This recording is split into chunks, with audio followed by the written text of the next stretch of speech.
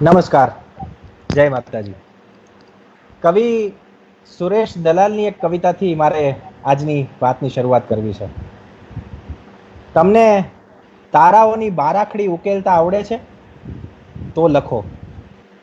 તમને ફૂલોની પાંખડીમાં પ્રવેશતા આવડે છે તો લખો. તમને ક્ષણની આંખડીમાં કશુંક આંજતા આવડે છે તો લખો.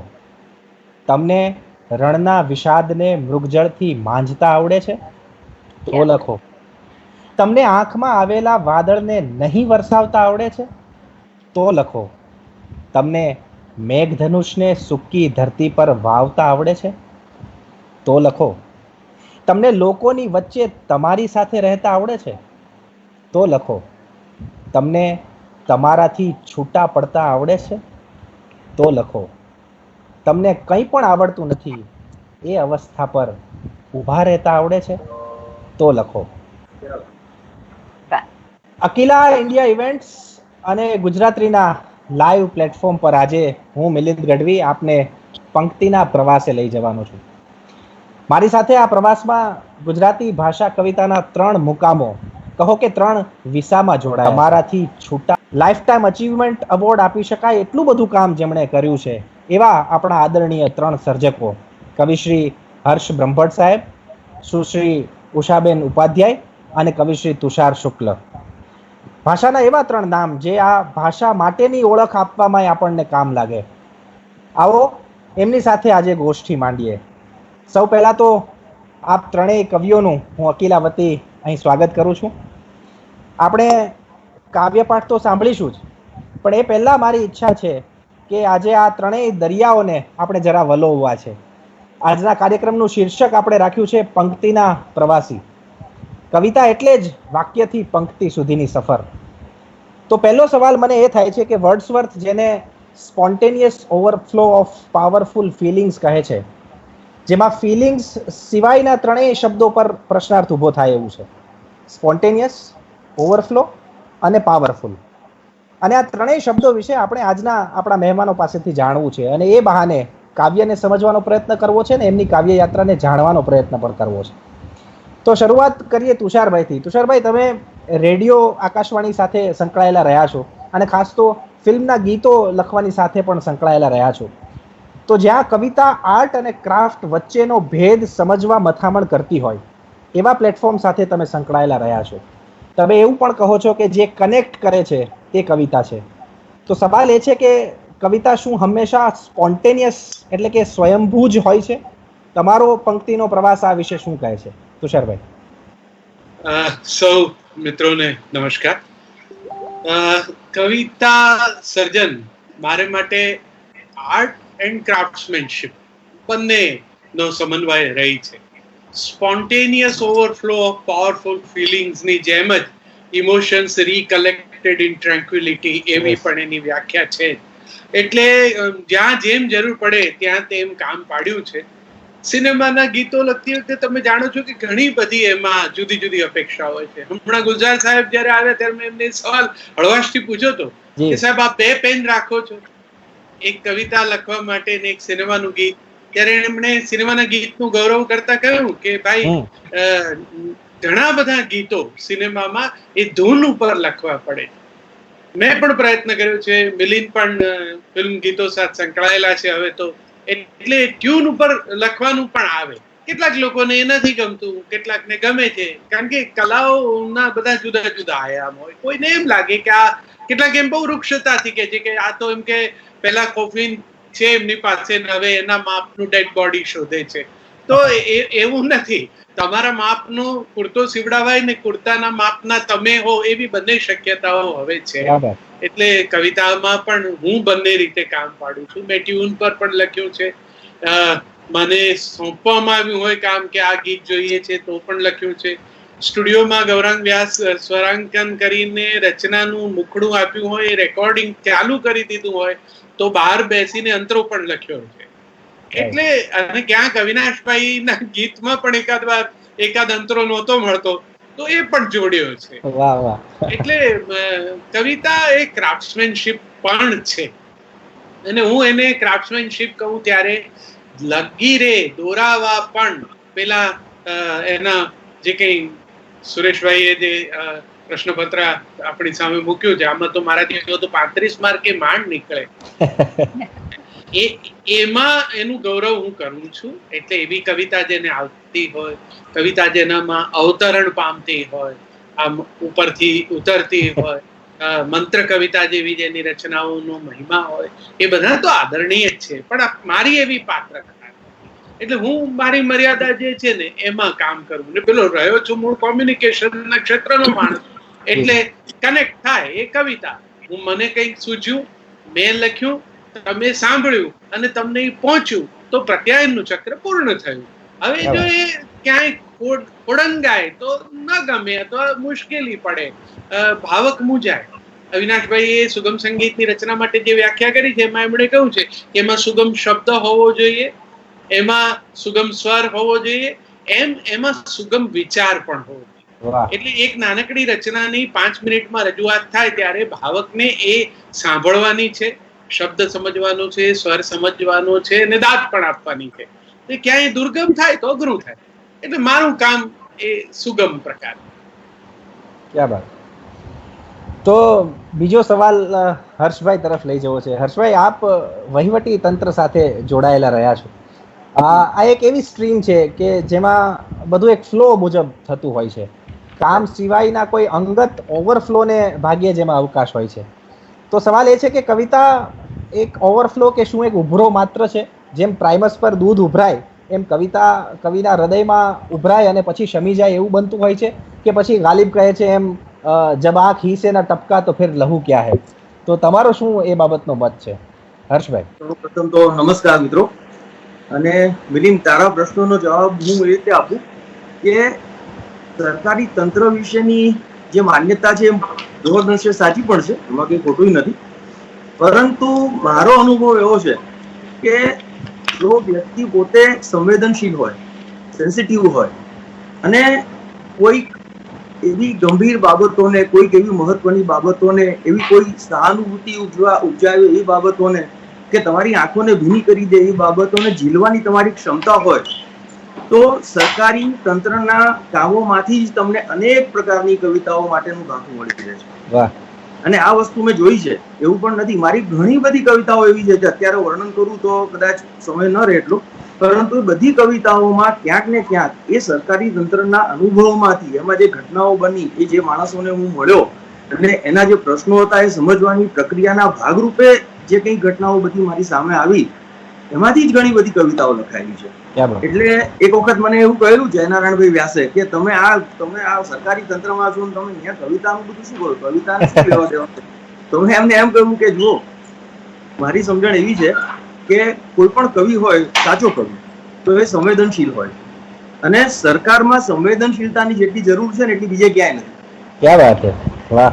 તો કવિનું એ મહત્વનું અહીંયા પાસું છે આ સરકારી તંત્રના સંદર્ભમાં. તો હું એવું નહીં કહું કે આ સરકારી તંત્ર વૃક્ષ છે અને એમાંથી કશું આપણને તો કંઈ બિલકુલ જડતાથી ભરેલું આખું વાતાવરણ છે, એવું નથી. અનેક પ્રકારના વિષયો મને મળ્યા છે અને હું તો ઉલટાનો સરકારી તંત્રનો આભારી છું. તો એવું માનું છું કે તંત્રમાં ગયો એને કારણે જ આટલી બધી ગઝલો કે કવિતાઓ હું લખી શક્યો છું. વાહ. એટલે કવિતા એ એવો વિષય, હવે હમણાં આપણે તમે વાત કરીએ spontaneous and powerful overflow of emotions, પણ વાત એ નથી. વાત એ છે કે કોઈ માને કે ન માને, આ તો હું મારી વાત કરું છું, મારી કવિતાના સંગ્રહોની પ્રસ્તાવનામાં પણ લખ્યું છે કે કોઈ પણ કવિ હોય, કોઈ પણ ગઝલકાર હોય, એને જે પહેલો વિચાર સ્ફુરે છે કંઈ લખવા માટેનો, અથવા એ જે કોઈ શબ્દનું મંડાણ કરે છે કાગળ ઉપર, એ હંમેશા ઈશ્વર દત્ત હોય છે. એ જે પહેલો વિચાર, એ જે પહેલી પંક્તિ, એ જે પહેલા શબ્દો, પછી ભલે એ પોતાની આવડત, પોતાનું ભાષા કૌશલ્ય, પોતાની ક્રાફ્ટ્સમેનશીપ, તમે એને જે કંઈ કહો એને આધારે એ પછી એને આગળ વધારી શકે, મઠારી શકે અને કદાચ કવિતામાં કન્વર્ટ કરી શકે. પણ એ જે પહેલો વિચાર છે, પહેલી ક્ષણ છે જે કવિતાની, એ તમને ઈશ્વર આપે છે. ક્યાં વાત છે. તો આ જ વાતને આગળ વધારતા આજે ત્રીજો શબ્દ જે આમાં છે, ત્રીજો શબ્દ જે વર્ડસવર્થ ખપમાં લે છે એ છે પાવરફુલ. તો ઉષાબેન, આપ અલગ અલગ ઘણી બધી પ્રવૃત્તિ સાથે જોડાયેલા રહ્યા છો. એમાં ખાસ કરીને જુઈ મેળાની જે પ્રવૃત્તિ સાથે આપ જોડાયેલા છો, મહિલા લેખકો અને સ્ત્રી કવિઓને મંચ આપવા માટે જે અનેક પ્રવૃત્તિઓ આપણે કરી છે, તો સ્ત્રી પોતે જેટલી સશક્ત હોય છે એટલું જ એનું સંવેદન રુજુ હોય છે. એની લાગણીઓ બહુ ફ્રેજાઇલ હોવાનું મનાતું રહ્યું છે. રશિયન કવિયત્રી રેજિના દેરીયેવાનું એક કાવ્ય છે કે all my life I sought an angel and he appeared to say I M no Angel. આખી જિંદગી મેં એક શોધ્યા કર્યો એક ફરિશ્તાને, અને પ્રગટ થયો માત્ર એટલું જ કહેવા કે હું ફરિશ્તો નથી. હવે આમાં વાત નાનકડી જ છે પણ બહુ અસરકારક વાત છે. આ સંવેદન બહુ રુજુ છે.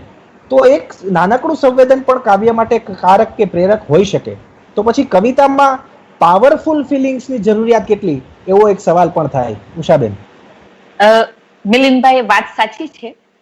પાવરફુલ ફિલિંગ્સ અને ઉમાશંકરના શબ્દોમાં જો આપણે જોઈએ, બહુ સરસ કહ્યું છે ઉમાશંકરભાઈએ કે પ્રેગ્નન્ટ મોમેન્ટ એ ભલે નાનકડી સંવેદના છે, એ સાવ નાનકડું સંવેદન પણ એક કોઈ એવી પ્રેગ્નન્ટ મોમેન્ટમાં આવ્યું હોય કે એટલું બધું પાવરફુલ હોય કે એનું રૂપાંતર છે એ કવિતામાં થઈ શકે છે.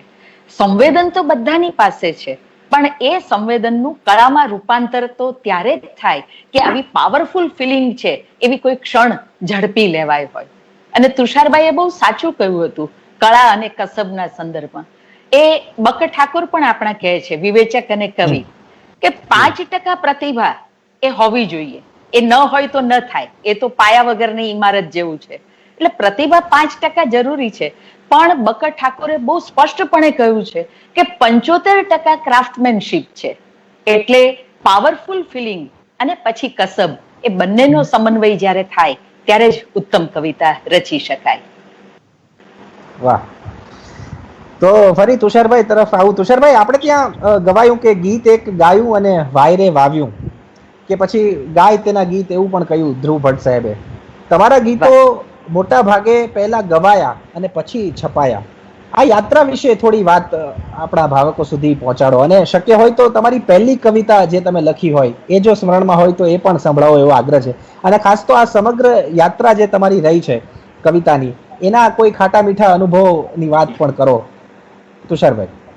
ખાટા રહેવા દઈએ, હવે જે મુકામ પર છીએ ત્યાંથી મીઠાની વાત કરી. આમે થોડું મને ડાયાબિટીસ છે અને હવે મીઠાશ સાથે મારે ગરોબો છે, એટલે પણ યાત્રા છે એટલે સ્વાભાવિક કે બધા મુકામ આવે એ જોતા જોતા આગળ વધ્યા. પણ ગીતો હું લખતો અમસ્તો, કોલેજમાં લખતો હતો, કોલેજના પત્ર ઉપર લખતો. આમ તો ઘરમાં જ્યાં નાનો હતો ત્યારે લખતો હતો, પણ કોલેજમાં જરા વધારે વ્યક્ત રહીને ભાષા સાથે કામ પાડ્યું, પાછળ ભાષા સાથે એ વિષય સાથે ભણ્યો, આગળ પણ એમાં અભ્યાસ કર્યો, ભાષા વિજ્ઞાન પણ ભણતો.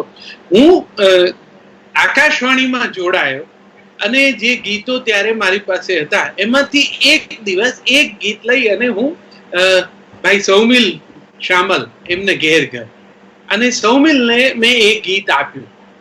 ને સૌમિલે મને થોડા દિવસ પછી ફોન પર કહ્યું કે આજે ઓફિસથી પાછા આવતા ઘરે આવો. એટલે હું ગયો ત્યાં, તો એણે મને મારું એક ગીત સ્વરબદ્ધ કરેલું સંભળાવ્યું. એ મેં સાંભળેલું મારું સ્વરબદ્ધ થયેલું પહેલું ગીત. આજે પણ એ મારું સૌથી ગમતું ગીત છે. તારી હથેલી ને દરિયો માની ને કોઈ ઝંખના ને સોંપે સુકાન, એને રેતીની ડમરીનો ડૂમો મળે એનો અલ્લાહ. તો એ રચનાના ભાવ પક્ષને બરોબર સમજીને સરકારે એને સ્વરબદ્ધ કર્યું. મેં એ સાંભળ્યું. આકાશવાણીમાં આદરણીય રસિકભાઈ ભોજક અમારા સંગીત નિર્માતા, એમણે એક દિવસ મને કહ્યું કે તું લખે છે તો એક ગીત મને આપ. એટલે એ ગીત એમણે આકાશવાણી કોરલ ગ્રુપ પાસે તૈયાર કરાવડાવ્યું.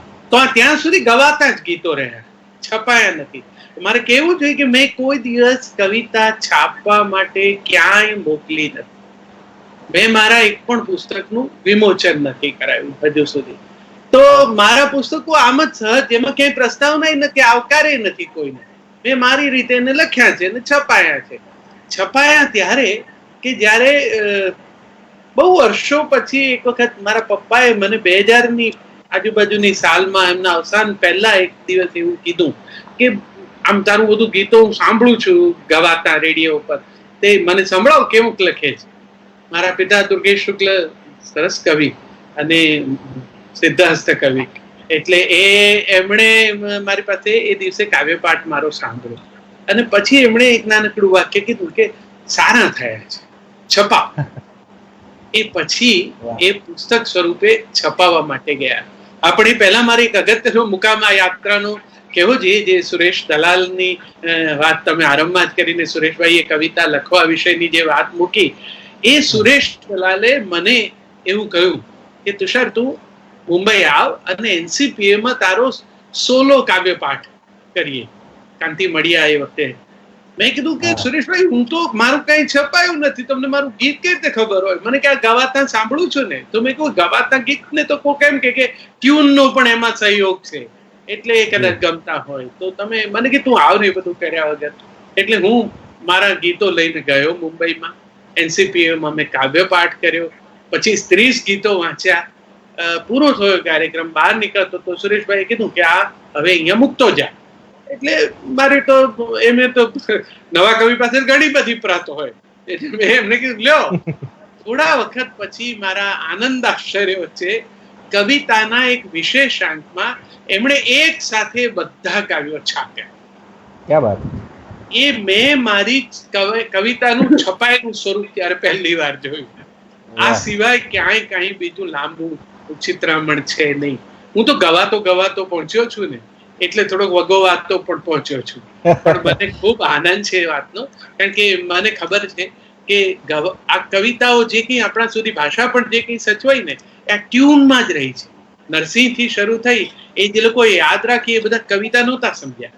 ચિત્ત ચૈતન્ય વિલાસ તદ્રુપ છે, બ્રહ્મ લટકા કરે બ્રહ્મ પાસે, એ યાદ રાખનારો પેલો કોઈ ગોવાળિયો એના દર્શનને નહીં સમજ્યો, પણ એને ટ્યુન યાદ રાખ્યો, અને એને કારણે આપણી પાસે કવિતા રહી. તો મને ગમે છે ગવાતા પહોંચું. તો પહેલી કવિતા આપે કઈ લખી હતી, એ જો યાદ હોય તો? એ નથી હવે અત્યારે સ્મૃતિમાં, અને મને વિસ્મૃતિનું અમથું વરદાન છે, એટલે કવિ તરીકે પણ એમ બહુ સફળ રહ્યો છે, એને કારણે કે મને જોઈને લોકો ભાગી નથી જતા. અને એક આ પણ વાત હતી કે જે તમારો આખી જે યાત્રા રહી છે, તમે કહ્યું કે ખાટી વાત તો અત્યારે નથી કરવી, બિલકુલ નથી કરવી, પણ એવો કોઈ મીઠો અનુભવ તમને જે યાદ રહી ગયો, કોઈ રમૂજી કઈ ઘટના બની હોય, કશું તમને એવું સ્મરણમાં રહી ગયું હોય? કવિતાઓ પાછું એક બીજું પણ ઉમેરી દઉં કે હું કવિતાઓ વાંચવા ગયો જ નથી. એટલે કાવ્ય પાઠના કાર્યક્રમોમાં હમણાં થોડાક મિત્રોએ કીધું ને મેં કવિતાઓ વાંચી. બાકી હું મૂળ સુગમ સંગીતના કાર્યક્રમનું સંચાલન કરું ને એમાં મારું ગીત ગવાય. એટલે બહુ ફૂલ ફ્લેજ 24/7 એવા પ્રકારનું કવિ હું નહીં. એટલે એટલું બધું કવિતાના વિશ્વમાં, બીજા કવિ મિત્રો સાથેના વ્યવહારમાં એવું કોઈ મને સ્પર્ધા, હું એમના જોડે જાઉં નહીં, એટલે એ પણ પ્રશ્ન ના ઉભો થાય. આ ભાવક તરીકે સામે બેસીને આ બધાને ભરપૂર દાદ દીધી છે, એટલે એમ બહુ આનંદ કર્યો છે. પણ ક્યારેક કોઈકને આપણી વાત ન ગમતી હોય એવું બને, અને કારણ કે એમના ચિત્તમાં બીજી આપણા વિશેની કલ્પના હોય ને, એવું કોઈક રિએક્શન ક્યારેક આપે તો એ વખતે જરાક હું હંમેશા એમ કહી દઉં પછી કે હું મૂળ છે ને, મેં કહ્યું એમ ફૂલ ટાઈમ પોએટ નથી, હું ઝાલાવાડી ઔદિત્ય સહસ્ત્ર બ્રાહ્મણ છું. અને અમારા મિજાજમાં એક જુદો રંગ પણ છે. હું એક 500cc ની મોર્ટન જેવી મોટરસાયકલ ચલાવું છું, અને એના પર સવાર રહું છું, ત્યારે હું કવિ નથી હોતો. મેં કીધું જે તમને આવડે છે ને એ મને આવડે. એટલે એવા પ્રસંગ તો મંચ ઉપરથી ભજવ્યા છે, નથી કર્યા એવું નથી, પણ હવે એ પાછળ રહી ગયું, હવે બહુ હવે એ છોડી દીધું. ક્યાં વાત! તો હર્ષભાઈ, સદા સર્વદા કવિતા, એના દ્વારા તમે અનેક નામી અનામી કવિઓને એક સુંદર મંચ આપ્યું, એક કેળવાયેલું સરસ મજાનું ઓડિયન્સ પણ આપ્યું, અને એ પ્રવૃત્તિ હજી પણ નિરંતર ચાલે છે. પણ તમારી શરૂઆત વખતે તમને સૌથી પહેલી વખત ક્યારે મંચ મળ્યું ને કેવી રીતે મળેલું, એની વાત અમને જાણવી ગમશે. અને ઓફકોર્સ તમારી પહેલી લખેલી કવિતા જો તમને સ્મરણમાં હોય તો એ પણ, અને કોઈ એવો પ્રસંગ જે તમને યાદ રહી ગયો હોય, સ્મરણમાં રહી ગયો હોય, તો એ પણ જાણવું ગમશે હર્ષભાઈ. હવે પહેલી તો વાત એ છે કે પહેલું મંચ તમે જે કહો છો એ તો દૂરદર્શન ઉપર એક મુશાયરો હતો, કવિ સંમેલન હતું, અને ત્યાંથી મને ફોન આવ્યો પ્રશાંત જાદવનો કે તમે માધવભાઈ સાથે વાત કરી લેજો, માધવ રામાનુજ સાથે. મને તો પહેલા તો પ્રશાંત જાદવ કોણ એ કઈ ખબર નહીં, દૂરદર્શનમાં આ કોણ મારી સાથે વાત કરે છે મને કઈ ખબર નહીં. માધવભાઈ સાથે થોડો પરિચય ખરો, કારણ કે બીજા નાના મોટા કામો માટે મળતા હોય. પછી એમણે મને કહ્યું માધવભાઈએ કે દૂરદર્શન ઉપર એક મુશાયરો છે ને એમાં તમારે આવવાનું છે. હવે એ વખતે તો મારી માંડ થોડી ઘણી કવિતાઓ પ્રકાશિત થઈ હશે ક્યાંક, અને એ સિવાય કંઈ વિશેષ હતું નહીં. એટલે હું તો ગયો એમની સાથે, અને એ વખતે મારા આશ્ચર્ય વચ્ચે તો બધા જ એને ભાષાના ધુરંધર કવિઓ કહેવાય. સિતાંશુભાઈ થી માંડીને લાભશંકર ઠાકર થી માંડીને રઘુવીરભાઈ થી માંડીને માધવ રામારું બધા જ હતા. એટલે મને આશ્ચર્ય થયું કે આમાં હું શું કરવાનો હતો. પણ પછી તો દેખીતી રીતે આપણે કંઈક ને કંઈક તો કોન્ફિડન્સ ભેગો કરીને કવિતાઓ વાંચવી પડે. એ વખતે એ 2 ગઝલો ત્યારે વાંચેલી, અને એ મારો પહેલો પબ્લિક એક્સપોઝરનો જે પ્રસંગ કહેવાય, ધેટ વોઝ ધ ફર્સ્ટ.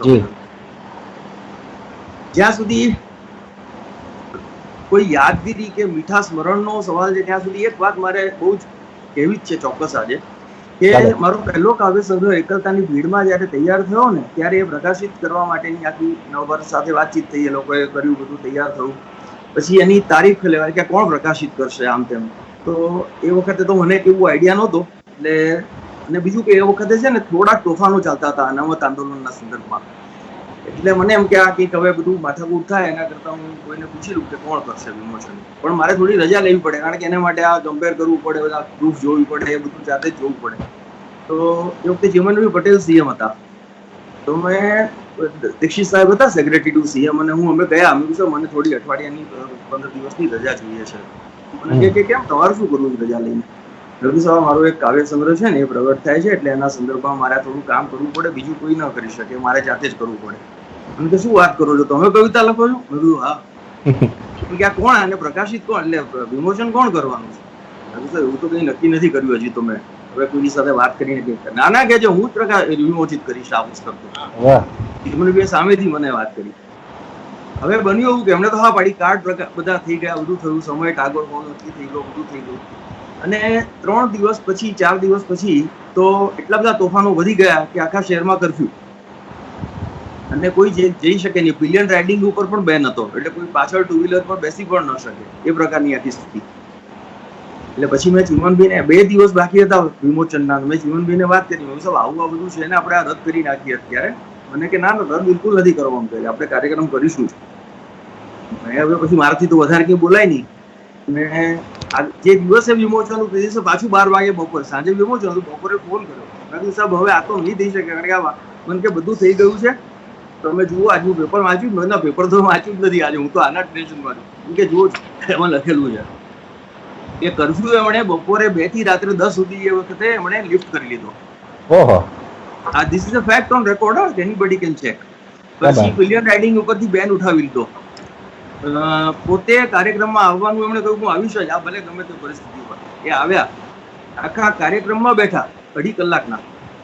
અને એ દિવસે એ કાવ્ય સંગ્રહ વિષયમાં એમણે અંદરથી કવિતાઓ પણ વાંચીને કાઢીને રાખેલી, ને એ કવિતાઓ એ બોલ્યા પણ ખરા પોતે. તો આ મારા જીવનનો સૌથી મહત્વનો એક મીઠો પ્રસંગ કહી શકાય કે એક મુખ્યમંત્રી મારા જેવા એક સામાન્ય અધિકારી માટે આટલું બધું કરે.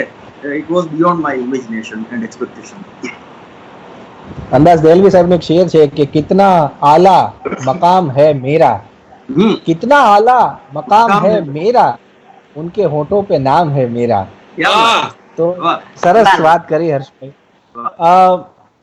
ઉષાબેન, એક સવાલ એ પણ આપણને થાય કે આપણે ત્યાં, અને આમ જોઈએ તો સમગ્ર વિશ્વમાં સંવેદનશીલતાને મામલે સ્ત્રી પુરુષ કરતા આગળ છે, પણ સર્જનના મામલે કેમ નથી? એટલે પુરુષ કવિઓ કે લેખકોની સંખ્યાની સરખામણીએ સ્ત્રી સર્જકો કેમ ઓછી છે? તમને એનું શું કારણ લાગે છે? એ અભિવ્યક્ત કરી નથી શકતી કે ક્યારેક, કે પછી એ અભિવ્યક્ત કરવા નથી માંગતી? અને એની સાથે સાથે આપની યાત્રા કઈ રીતે શરૂ થઈ, અને આપના જીવનનો પણ આવો કોઈ યાદગાર પ્રસંગ હોય તો એ પણ અમને જાણવું ગમશે. ઉષા, બરાબર.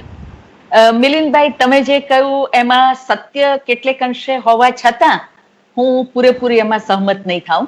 કારણ કે વૈદિક સમયમાં સ્ત્રીઓ છે એ બરાબરનું કામ કરતી હતી, ખભે ખભા મિલાવીને.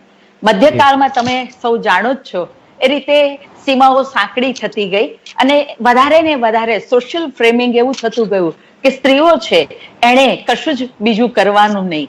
અને અર્વાચીન સમયમાં સાપ ગયા ને લીસોટા રહ્યા એના જેવી જે સ્થિતિ હતી, પ્રથમ પ્રતિશ્રુતિમાં બહુ સરસ રીતે અન્નપૂર્ણા દેવીએ લખ્યું છે કે એ સમયે અર્વાચીન સમય જેને આપણે કહીએ છીએ એમાં પણ સ્ત્રીઓને કેળવણી એટલે કે અક્ષર જ્ઞાન પણ લેવાનો અધિકાર નહોતો.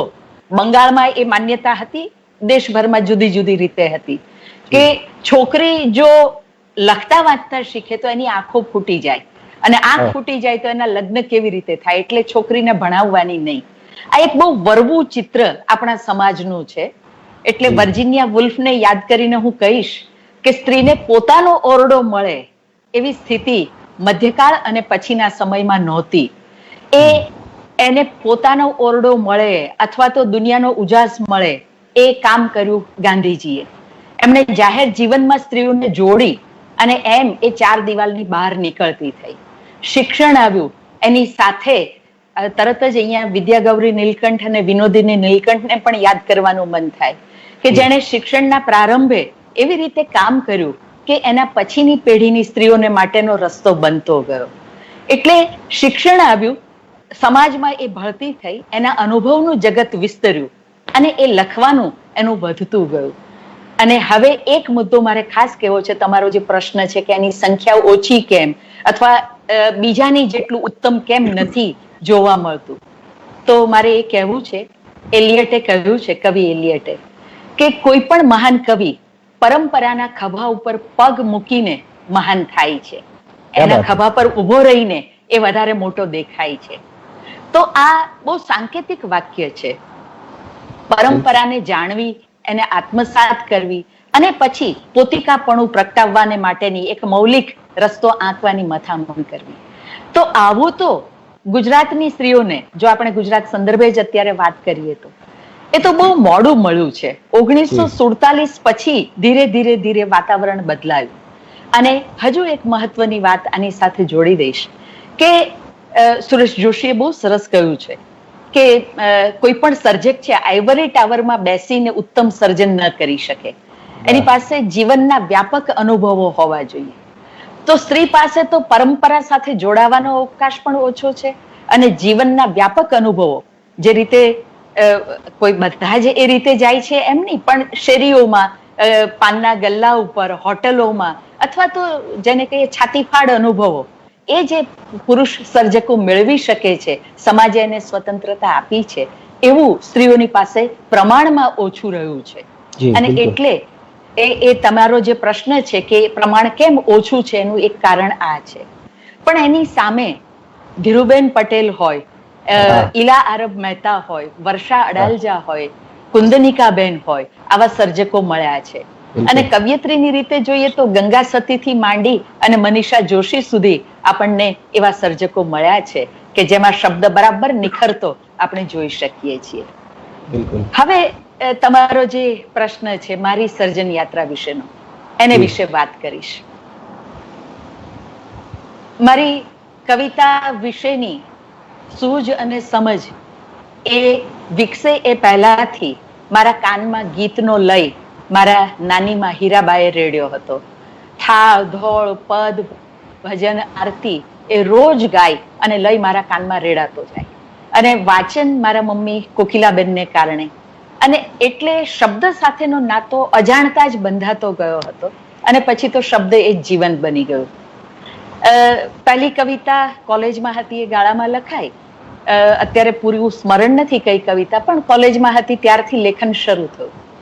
મજાની વાત એ બની મિલિંદભાઈ કે મારો પહેલો કાવ્ય સંગ્રહ પ્રકાશિત કરવો ન કરવો એની અવઢવ તો ચાલતી હતી મનમાં.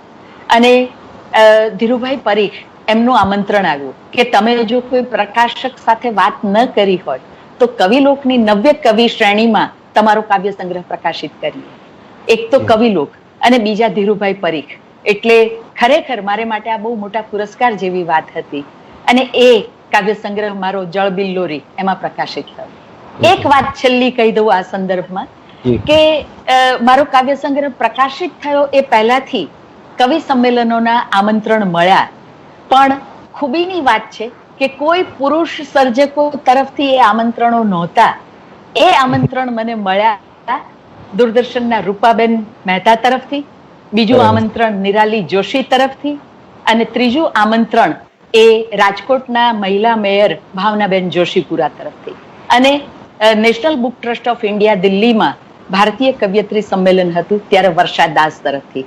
આ પણ હું બહુ સ્પષ્ટપણે અને સાંકેતિક રીતે કહું છું જુઈ મેળાના સંદર્ભમાં કે સ્ત્રીઓ જ સ્ત્રીઓની મદદગાર છે, બાકી તો બહેનોના પુસ્તકો છે એ લાઇબ્રેરીઓમાં પડ્યા હોય છે, સાચા વાચકો કે સાચા સર્જકો સુધી પહોંચતા એને બહુ લાંબુ અંતર કાપવાનું હોય છે. જો કે આજે આપણે આનંદ છે કે આજે અકીલાના માધ્યમથી પુરુષ સર્જકોએ આપને આમંત્રણ આપ્યું છે અને બહુ અમારી ખાસ આદરથી ઈચ્છા હતી કે આપના વિશે થોડી વાતો થાય, આપના સર્જન વિશે પણ બધાને જાણવા મળે. અને આ આખી વાતના સંદર્ભમાં મને યાદ આવે છે કે ઓશોએ એક વખત એવું કહેલું કે સ્ત્રી નવા જીવનનું સર્જન કરે છે, એક નવા જીવને જન્મ આપે છે, એટલે પછી એને બીજા કોઈ સર્જનની જરૂર જ નથી રહેતી. સૃષ્ટિનું સૌથી મોટું સર્જન એ કરે છે, જ્યારે પુરુષ એ નથી કરી શકતો એટલે પછી લઘુતા ગ્રંથિના કારણે એ કાવ્યો રચે છે, ચિત્રો દોરે છે અને શિલ્પો બનાવે છે. એટલે આ ઓશોનું એક અદ્ભુત નિવેદન છે જે આપણને વિચારતા કરી મૂકે એવું છે. પણ સરસ વાત આપે કરી. અને તુષારભાઈ, હવે જે મારે વાત કરવી છે આ નવી પેઢી માટેની જે વાત કરવી છે, તમે સંચાલનની કળાના માસ્ટર પણ રહ્યા છો, હવે મેન્ટર પણ થઈ ગયા છો. ફેસબુક પર અનેક વખત આપે આ કળા વિશે ઘણી બધી વસ્તુઓ લખી પણ છે. ગુજરાતી કાર્યક્રમોનું સંચાલન અને ખાસ કરીને કાવ્ય સંગીતના કાર્યક્રમોનું સંચાલન એ જરા કપરું કામ છે. અલબત્ત તમે તો બહુ સરળતાથી એ કરી દેખાડ્યું અને કરતા રહ્યા છો, પણ જે નવી પેઢી છે જે એમાં રસ રુચિ દાખવી રહી છે, એમને શું કહેશો? સંચાલન માટેની કઈ સામગ્રીની જરૂર છે? એક તો આ કળા છે ને એ હવે કોણ જાણે એમ આ પૂર્વસૂરીઓએ સરસ કામ કર્યા એટલે આ લોકપ્રિય થઈ છે આ કલા. એટલે ઘણા બધાને એમ છે કે આમાં ઝડપથી જાણીતા થવાય, એટલે સ્વાભાવિક છે કે કાચી પાકી તૈયારી સાથે આવવાનું બને, એમાંથી વળી પછી કોઈ એક બે વાત લોકોને ગમી જાય તો દાદ પણ મળે, દાદ મળે એટલે પછી તમને વધારે આનંદ આવે. આ કળા મૂલતઃ સ્વવિવેકની કળા છે. આમાં તમને એ ખબર હોવી જોઈએ કે તમારે કેટલું કહેવું છે, એ સાથે એ પણ ખબર હોવી જોઈએ કેટલું નથી કહેવું, શું કહેવું છે અને શું નથી કહેવું. કેટલીક વખત અતિરેક થઈ જાય આપણાથી. વયસ્ક કલાકારો, મોટા કવિઓ એવા હોય ને એમની ઓળખ આપતી વખતે આપણે જરા છૂટછાટ લઈ લઈએ અથવા એમના અવતરણો ટાંકતી વખતે પણ આપણે બહુ અમુક રીતે સરળ ઉલ્લેખો કરવા માંડીએ, નામથી અથવા સહેજ અવાજમાં અમુક પ્રકારનો તુંકારાનો ભાવ પણ આવી જાય, જાણે કેટલા વર્ષોની આપણી એમની સાથે દોસ્તી હોય. આ બધું તાલીમનો ભાગ છે કે આવું ટાળવું, ખૂબ ઘરકામ કરવું. હું આજે કોઈ કાર્યક્રમ ઘરકામ કર્યા વગર નથી કરતો ને તોય ભૂલો કરું છું. એટલે આ સતત ભૂલ થાય એવું કાર્યક્ષેત્ર છે. હવે એમાં તમે આમ હાથ હલાવતા આવી જાઓ અને તમને એમ લાગે કે જે તમારી પાસે છે રજૂઆત એ ચાલશે, તો એકાદથી સરકાર ચાલી જાય, કલાકાર ના ચાલી જાય. એટલે તમે 5, 6, 7 શાયરની એના છે ને તબક્કા છે, આની જુદી જુદી શૈલી છે. શરૂઆત કરો ને ત્યારે સ્વાભાવિક તમે બીજા કવિઓની કવિતાઓ એમાં અવતરણો ટાંકી અને એનો આધાર લ્યો અને એ આધારે પછી બીજી રચનાને જે રજૂ થવાની છે એને પ્રસ્તુત કરો. એવી પણ એક શૈલી છે. કેટલીક વખત રમૂજનો આધાર પણ કેટલાકને ગમે છે, કારણ કે શ્રોતા સાથે સહેલાઈથી જોડાઈ શકાય. વખત એમાં ધીરે ધીરે વિકસતા એવો આવવો જોઈએ કે પછી તમે ધીરે ધીરે તમારા અર્થઘટન કરતા થાવ અને એ અર્થઘટનો અધિકારપૂર્વક કરવા જેટલું એની પાછળ તમારું ઘરકામ બોલવું જોઈએ, તો તમે એને ખોલી શકો. અવિનાશ વ્યાસના ગીત તો અત્યંત સરળ છે. હું એમના વિશે વાત કરતો હું છું. હમણાં એક ટિકિટ હું 2 કલાક બોલ્યો અવિનાશભાઈના ગીતો વિશે. ગૌરાંગભાઈ પણ હતા ત્યારે એમણે પણ મને કીધું કે ભાઈના ગીત વિશે તુષાર આટલું બધું કે. મેં કીધું ગીતને સમજી અને એના વિશે વાત કરવી, એક જુદી બાજુથી એને જોવું, એ સજ્જતાનો જ આ માત્ર મેં લાભ લીધો છે. કેટલીક વખત સંકલનકારો કે એ બધું કવિના મનમાં હોય જ છે એવું કઈ હોતું નથી, પણ સંકલનકારનું પોતાના તરફથી જે કઈ હોય એ યોગદાન પણ છે. 2-3 જણા સરસ કામ કરે છે. આમાં મુશ્કેલી અથવા તો પહેલેથી એક વિશેષતા એવી રહી છે કે કવિઓ સંકલનકાર છે. એની પરંપરા તમે જુઓ ને તો એમાં પૂર્વસૂરીઓ બધા સમર્થ કવિઓ છે. સુરેશભાઈ થી માંડીને, હરીન્દ્રભાઈ થી માંડીને, માધવભાઈ પણ ખરા. આ બધા સરસ કવિઓ છે. સુરેન ઠાકર, મેહુલ ભાઈ શોભિત પણ ખરો. તો અમે કવિતાના ક્ષેત્રમાંથી આમાં આવ્યા એટલે ઘણી વખત શિનુ મોદી તો ઘણીવાર ભયસ્થાન બતાડતા કે આમાં પછી કવિતા ન ખોવાઈ જાય, હો એ જોજે. ખોટી નથી, કારણ કે પેલી દાદ એટલી સહેલી હોય કે એટલે મેં કેટલાક સંકલનકારોને પોતે જયારે પોતાની રચનાનો પાઠ કરે ત્યારે દાદની બાબતમાં ઉદાસ થતા જોયા છે. તમે મરીઝનો શેર બોલો ને તો એ દાદ તો મરીઝને છે અને તમારી અદાયગીને પણ છે. તમને સાચા સમયે સાચો શેર યાદ આવ્યો એ પણ એક મોટી વાત છે, પણ અંતે તો કોકનું છે, પછી આપણું પણ એમાં કાંઈક ઉમેરાતું થાય એટલે મૌલિકતા પણ કરે બધા કરે. હવે તો એટલા બધા દરવાજા અને બારીઓ બધું ખોલ્યું છે, બધા ડોકાય છે, કેટલાક આંગણા સુધી આવી જાય છે દોડીને, એમ પ્રયત્નો કરે સૌ પોતાની રીતે. પણ એ તો જેમાં હશે સત્વ એ ટકશે. બાકી મનોરંજનને પણ પોતાનો એક મહિમા છે. હવે રોજ સવારે તમે કાર્યક્રમ રાખો, રોજ એના એ જ કવિઓ, રોજ એના એ જ ગાયક, એની એ જ રચનાઓનું ગાન, એના એ જ કાવ્યોનું પઠન, તો સંકલનકાર ટોપીમાંથી કેટલી વાર સસલાની જગ્યાએ દેડકો કાઢી આપે. પછી તો એ 2-3 વસ્તુઓ જ હોય ને જે પી જાય. પછી તમે એમ કે સંકલનકાર પુનરાવર્તન કરે, પણ સંકલનકાર પુનરાવર્તન કરે છે કારણ કે તમે જે કરો છો એ તો કઈ એમાંથી આખો ઝોલો જ ખાય છે, એટલે તો થોડી ખેંચીને ટાઈટ કરવી પડે છે. એટલે કેટલાક લોકો સંકલનકાર માટે અવિવેક સાથે બોલતા હોય છે કે ડ્રોઈંગ રૂમ કરતા બાથરૂમ મોટી છે. હવે એને ખબર નથી કે કેટલાકની રચનાઓની રજૂઆત, એ રચના તો અદભુત જ હશે, આપણી પાત્રતા નહીં એટલે ના સમજાય, પણ શ્રોતાને કદાચ એટલી પકડતી નથી, એટલે અમારે બાથરૂમમાંથી ટુવાલ પહેરીને બહાર આવવું પડે છે. તો અમને ખબર છે કે બાથરૂમમાં રહીએ, પણ અમને ખબર છે કે આ ચાલતું નથી, આ પડી જશે હમણાં પ્રોગ્રામ. અને જો પ્રોગ્રામ પડે તો પેલો આયોજક તમારી સામે જુએ, એમ જાણે કે આ હમણાં કઈક ડુગડુગી વગાડશે ને આ પાછું બધું સરખું થાય. એટલે સંકલનકારનું બહુ ટાઈટ રોપ પર ચાલવાનું કામ છે. જોકે સંકલનકારમાં એવું પણ બને છે, તમે જે વાત કરી કે પોતાની કવિતાની દાદ બાબતે ઉદાસ થતા જોયા છે, પણ એમાં એવું પણ બને છે તુષારભાઈ કે ઘણી બધી વખત સંકલનકારે એટલું બધું સરસ પીરસ્યું હોય કે પછી એની તુલનાએ એની કવિતા ક્યારેક શ્રોતાઓને થોડી નબળી લાગે ને એટલે એના ભાગે દાદ ઓછી આવે એવું પણ બનતું હોય છે. મને રહીશભાઈ એક વખત આવું કહેલું આ સંદર્ભે કે સંચાલકે એ બાબતે થોડું સભાન રહેવું ને સહિષ્ણુ રહેવું, કે એટલે એને એટલું બધું સારું પીરસ્યું હોય કે પોતાની કવિતા વખતે દાદ ઓછી મળે એવી શક્યતા હોય. પણ હર્ષભાઈ, આજે ગુજરાતી ગઝલકારને ઉર્દુ લખવાનો પણ એક રીતે કહીએ તો એક ચસ્કો લાગ્યો છે. આપણે ત્યાં અનેક નવા કવિઓ હવે હિન્દી ઉર્દુમાં લખવા પ્રેરાઈ રહ્યા છે. તમારા વાંચવામાં પણ આવતું જ હશે. તમે આ ગઝલોને કેવી રીતે જુઓ છો? ખાસ તો અતિરેકની વચ્ચે જ્યારે કવિતાને ટકાવી રાખવા કે આ ગઝલના ફોર્મને ટકાવી રાખવાની વાત આવે છે, તો સર્જકે શું જરૂર છે? અને ઉર્દુમાં લખતા કવિઓ આપણા જે છે એના વિશે કઈ ટિપ્સ તમે આપવા માંગો તો? આમ તો હું છે ને આ બધા કવિઓને એટલા બધા વાંચી શકતો નહોતો પહેલા, જયારે સરકારમાં હતો ત્યારે, કારણ કે સમયનો બહુ અભાવ રહે. પણ નિવૃત્તિ પછી જયારે આ સદા સર્વદાનું કાર્યક્રમનું આખું આયોજન થયું ત્યારે મેં જોયું કે નવા અને ઘણા બધાને સાંભળ્યા, લગભગ 100-125 જેટલા કવિઓને આ અત્યાર સુધીમાં મેં સાંભળ્યા હશે આ કાર્યક્રમમાં સદા સર્વદાના.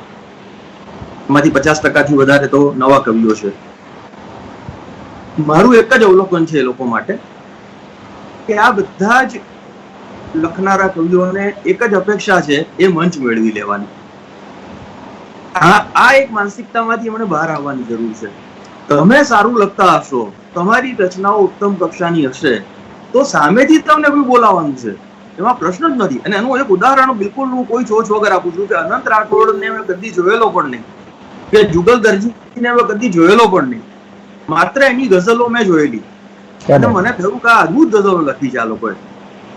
એટલે સદા સર્વદાના શરૂઆતના કાર્યક્રમોમાં મેં અનંત રાઠોડને બોલાવેલો, અને પછી આપણે જેટલા કવિ સંમેલનો કર્યા હશે ત્યાં બીજા નેજા હેઠળ, એમાં અનંત રાઠોડ લગભગ મોટા ભાગના કાર્યક્રમોમાં હશે.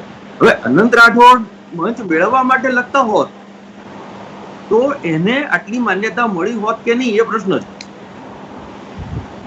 બરાબર. એ રીતે તમે કેટલા ઉદાહરણો લઈ શકો, અનિલ ચાવડાથી માંડીને તો ભાવેશ ભટ્ટથી માંડીને ભાવિન ગોપાણી. હવે ભાવિન ગોપાણીને તો પહેલી વાર જ એની કવિતાઓ જોઈ અને પહેલી જ વખત મેં એને કવિ સંમેલનમાં એને કવિ તરીકે રજૂ કર્યો. તમે જુઓ, ભાવિન આજે એના પોતાના આપ બળે જ અહીંયા આગળ ઉભો છે જે સ્થાન ઉપર છે. બિલકુલ. તો મારી એક જ કહેવાની વાત છે કે તમે કોઈ પણ રીતે મંચ મેળવી લેવાની જે તમારી ઝંખના અને ખેવના છે એને થોડીક તમે એક બાજુએ રાખો. તમે ઉત્તમ લખવા ઉપર ધ્યાન કેન્દ્રિત કરો.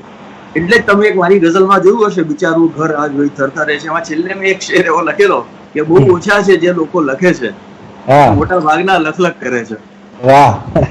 તો એમાંથી બહાર આવવું એ આ નવી પેઢીનું પોતાના માટે નહીં, ઇવન કાવ્ય જગત માટે, સમાજ માટે પણ ઉત્તરદાયિત્વ છે. અને એમણે એમાંથી ચોક્કસ બહાર આવવું જોઈએ, સારામાં સારું લખવા પ્રયાસ કરવો જોઈએ. પછી આપોઆપ તમને, અત્યારે તો ફરિયાદ એવી કરે કે તમે અમને બોલાવતા નથી, તમે આને બોલાવો છો, તમે આને નથી બોલાવતા. આ બધી સરખામણીઓ કરવાનો કોઈ અર્થ જ નથી. તમારી કવિતા જ તમને ક્યાં પણ દોરી જવાની છે. તમને જોઈને કોઈ તમને બોલાવવાનું નથી. તો આ એક મારો ખાસ મેસેજ છે નવી પેઢીને માટે કે ઉત્તમ કક્ષાનું લખવાનું, અને એના માટે વાંચવું પડે. અત્યારે સૌથી મોટો પ્રશ્ન એ પણ છે કે લોકો ખૂબ ઓછું વાંચે છે. મને નથી લાગતું કે અત્યારની નવી પેઢી એટલું વાંચતી હોય કે જેટલું અગાઉની પેઢીઓએ વાંચ્યું છે અથવા અત્યારે પણ વાંચી રહ્યા છે. આજે 20મી સદીની ગુજરાતી કાવ્ય મુદ્રા જેવો એક અદભુત ગ્રંથ કે જેની અંદર એક આખી સેન્ચુરીની કવિતાનું આખું એક સમાલોકન કરેલું છે, એ ગ્રંથ કેટલા નવા કવિઓએ જોયો છે? નથી માનતો 5% લોકોએ પણ જોયો. સાચી. તો આ પ્રશ્ન છે.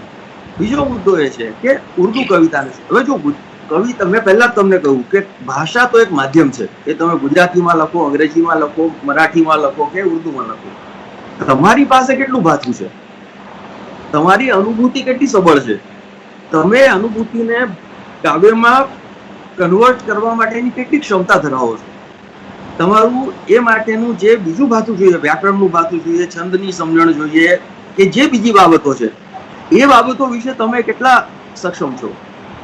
આ બધી જ બાબતો હશે તો ગુજરાતી ગઝલ પણ એટલી સારી લખાવાની છે. ઓફકોર્સ ઉર્દુ માટે તમારે એ ભાષાના શબ્દો, એનું તમારું વાંચન, એમાં કેટલા બધા કવિઓને તમારે વાંચવા પડે. અત્યારે કેવું થઈ ગયું કે હિન્દુસ્તાની ગઝલ હોય ને તો પણ એને ઉર્દુ ગઝલ કહીને આપણે સ્વીકારી લઈએ છીએ. તો એ વાત પણ બરોબર નથી. બીજી વસ્તુ કે ઉર્દુ ગઝલ લખીને ખાલી સાબિત કરી દેવા માટે નથી લખવાનું કે હું ઉર્દુ ગઝલ પણ લખું છું. જી બિલકુલ. તમે જો ગુજરાતી ગઝલ સરસ લખતા હશો તો લોકો તમને કવિ તરીકે સ્વીકારવાના જ છે. એને માટે ઉર્દુ ગઝલ લખીને જ કવિ તરીકે વધારે સ્વીકૃતિ થશે એવું થવાનું નથી.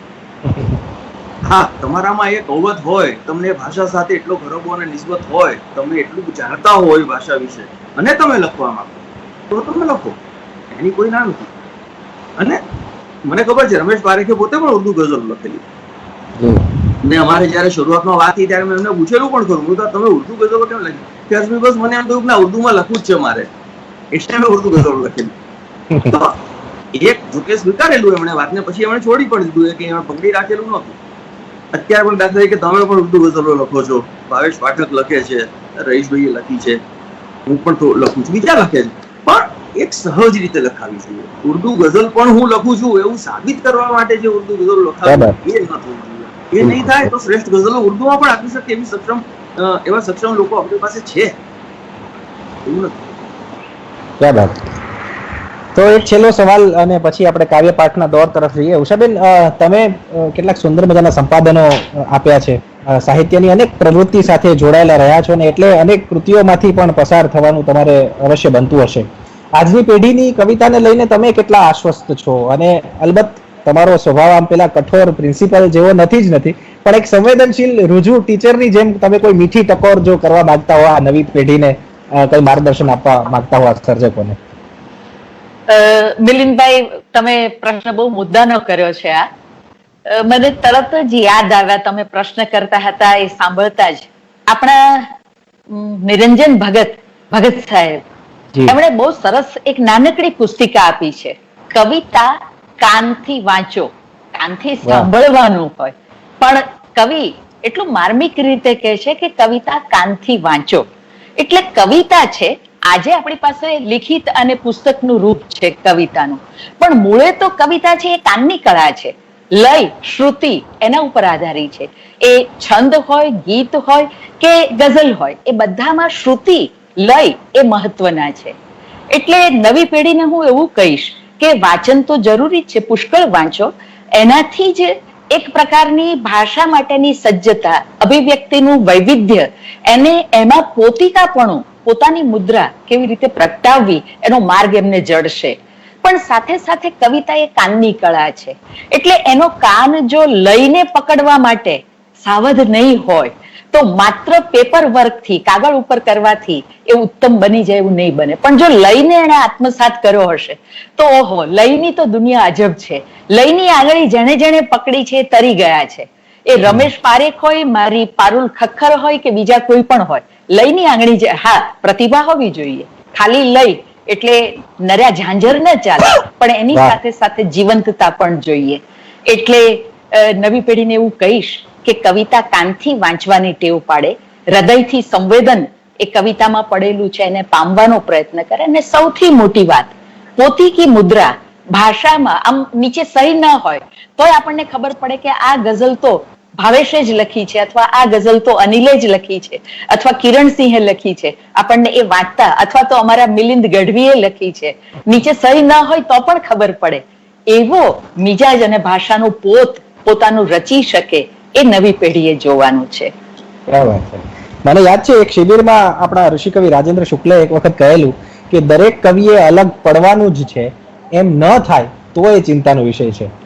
તો આ સરસ મજાની વાર્તાલાપના દોર પછી આપણે હવે આ ત્રણેયની કવિતાઓ અમારે માણવી છે. તો આપણે બીજા દોરમાં પ્રવેશ કરીએ અને આ ત્રણેય આપણા આદરણીય સર્જકોને આપણે અનઇન્ટરપ્ટેડ 10-12 મિનિટ એમની કવિતાઓ આપણે માણવી છે. સૌથી પહેલા હું તુષારભાઈ પાસે જવા માંગુ છું. તુષારભાઈનું એક બહુ મને ગમતું ગીત છે કે હરી હું માગણ નથી કે માગું, હરી હું માગણ નથી કે માગું, તારી સામે ઊભો હોઉં ત્યારે તારા જેવો લાગું. તો હરી સાથે જે આવો હરિયાળો સંબંધ ધરાવે છે, અને હરી સામે જ નહીં પણ આપણી સામે ઊભા હોય ત્યારે આપણા જેવા જ અને આપણા જ લાગે એવા આ રુજુ મિજાજના કવિ શ્રી તુષાર શુક્લને વિનંતી કરું કે તે પોતાની રચનાઓ આપણને સંભળાવે. પહેલી રચના આજે આ અખાત્રીજ નિમિત્તે એક ગીત વાંચું. આવ્યો વૈશાખ અને આવી અખાત્રી, વાગ્યા લગનિયાના ઢોલ, ગાંધીની હાટે નવી પીઠી આવી ગઈ છે, મન્ના માનેલ કંઈક બોલ. મુહૂર્ત વિનાનું મુહૂર્ત કહેવાય એવી આવી અખાત્રીજ ઓરી, ખેડ્યા વિનાના કોઈ ખેતરશા હૈયાનો, થઈ જા ને તું જ ધણી દોરી. આજે ખેડીને કાલ વાવી દે વાલમાં, લહેરાશે લીલપ અણમોલ, ગાંધીની હાટે નવી પીઠી આવી ગઈ છે, મન્ના માનેલ કંઈક બોલ. ને લથબથ લહેરાઈ રહ્યા ખેતરને વેળાસર વાઢી લેજે તો બહુ સારું. લથબથ લહેરાઈ રહ્યા ખેતરને વેળાસર વાઢી લેજે તો બહુ સારું. ઊંડા આ સુડા ના હોય ના ભરોસા, હું તે કેટલા ને આગા ઉડાડું. ધોમ ધોમ, અરે મોસમ જશે તો પછી ઉભો કરમાઈ જશે, ધોમ ધોમ છલકાતો મોલ, ગાંધીની હાટે નવી પીઠી આવી ગઈ છે, મન્ના માનેલ કંઈક બોલ. એક રચના તાજેતરમાં આ જે પરિસ્થિતિ હમણાં છે એના સંદર્ભે કહેવાનું મન છે.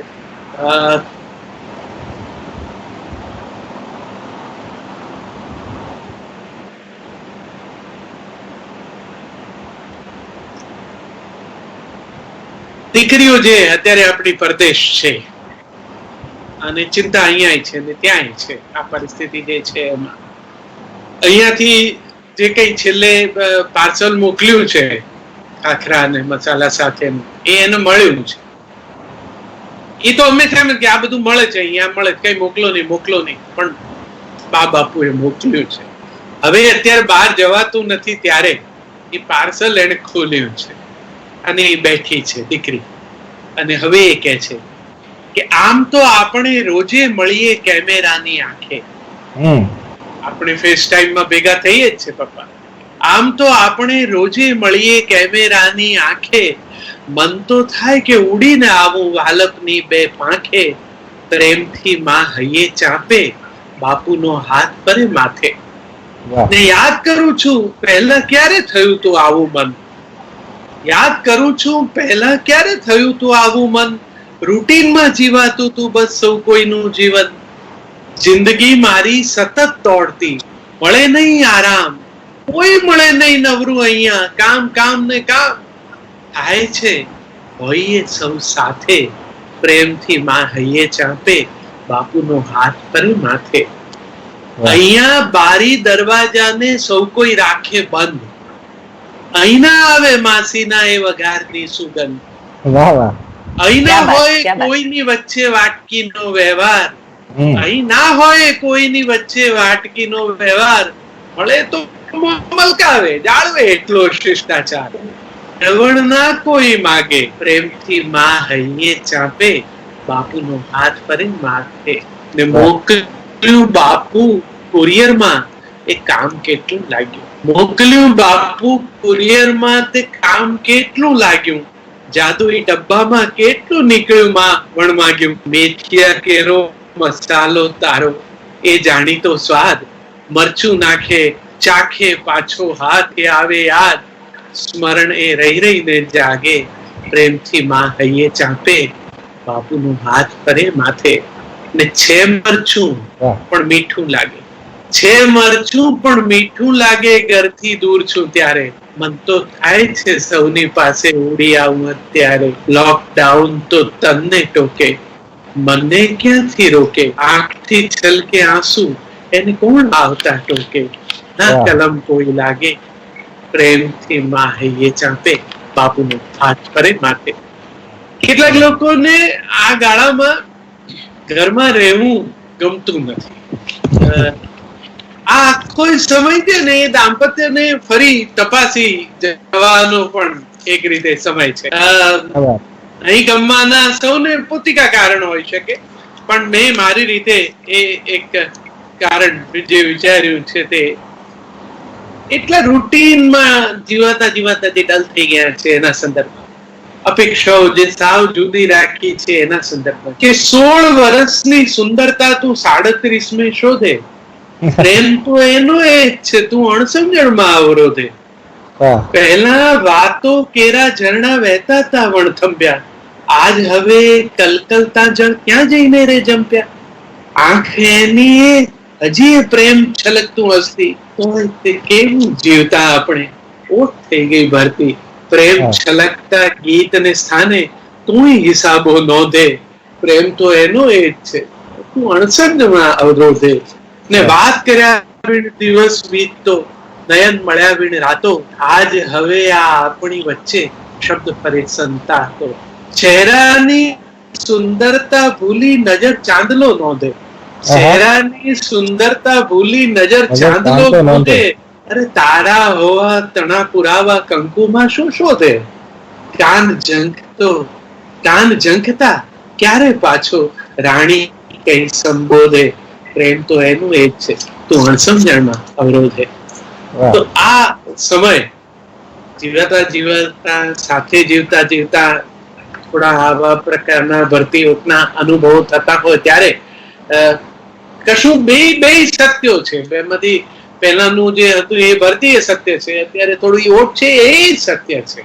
એના સ્વીકારમાંથી મળેલું એક નાનકડું ગીત કે તારી હથેલીમાં હોઠોથી આલેખ્યા શબ્દોના સ્મરણોમાં રાચું, તારી હથેલીમાં હોઠોથી આલેખ્યા શબ્દોના સ્મરણોમાં રાચું. હવે કવિતા છે કાગળ પર, ચશ્મા છે આંખો પર, એકાંતે એકલો હું વાંચું. સખી આ પણ સાચું છે એ પણ સાચું. હેમંતી વાયરાની પાંખે ચડીને રોજ કેટલા કિલોમીટર કાપતા, હવે ઠંડીના ચમકારે ઓરડામાં બેસીને હીટરના અજવાળે તાપતા. હવે પાકા મકાનમાં આ જીવવું કાચું. આ પણ સાચું છે એ પણ સાચું. ને પહેલા વરસાદે તારી છત્રી ના ખુલતી, તે રેઇનકોટ હું ભૂલી જાતો. પહેલા વરસાદે તારી છત્રી ના ખુલતી ને રેઇનકોટ હું ભૂલી જાતો. બારીમાં બેસી હવે જોઉં વરસાદ અને સ્મરણોમાં રહેતો ભીજાતો. તોય શમણામાં મોર કરે નાચું નાચું. સખી આ પણ સાચું એ પણ સાચું. ગુલમોહરી સાંજોના ઓસરતા અંધારે હાથોમાં હાથ લઈ ચાલતા, હવે ટ્રાફિકની અડચણના અણસારે ઝાલેલા હાથને અળવે છોડાવતા. ખરો સથવારો આજ તારી પાસે જાતું, ખરો સથવારો આજ તારી પાસે જાચું. સખી આ પણ સાચું છે અને એ પણ સાચું. તો આમ જે કંઈ જીવાય છે એની વાતો કવિતામાં કરતા કરતા એક અછંદસ વાંચીને મારો કાવ્યપાઠ પૂરો કરું. સ્વાગત. એ મધ્યમ વર્ગીય દંપતીનો વિમાન પ્રવાસ. મધ્યમ વર્ગીય દંપતીનો વિમાન પ્રવાસ. બંને ઇકોનોમી ક્લાસ. નાની શી સીટમાં સમાવાનો પ્રયાસ. ન ખુલતા ટોમેટો સોસના સેશને દાંતથી ખોલવાનો આયાસ. કપડા ઉપર રચે ભાત. અથડાતા હાથ. ચમચીનો મોં સુધીનો દુષ્કર પ્રવાસ. લાંબા અંતરની આંતરરાષ્ટ્રીય ફ્લાઇટમાં રાતે સાંકડી જગ્યામાં સીટની બે હરોળ વચ્ચે ઘડીક પગ લટકાવવા અને ઘડીક ઉપર લેતા વાંકા ચૂકા થતા સુવાના આ પ્રયત્નો વચ્ચે વધતી વયે ઝોકે ચડતા અવશ એકમેકને ખભે માથું ઢાળતા અમે.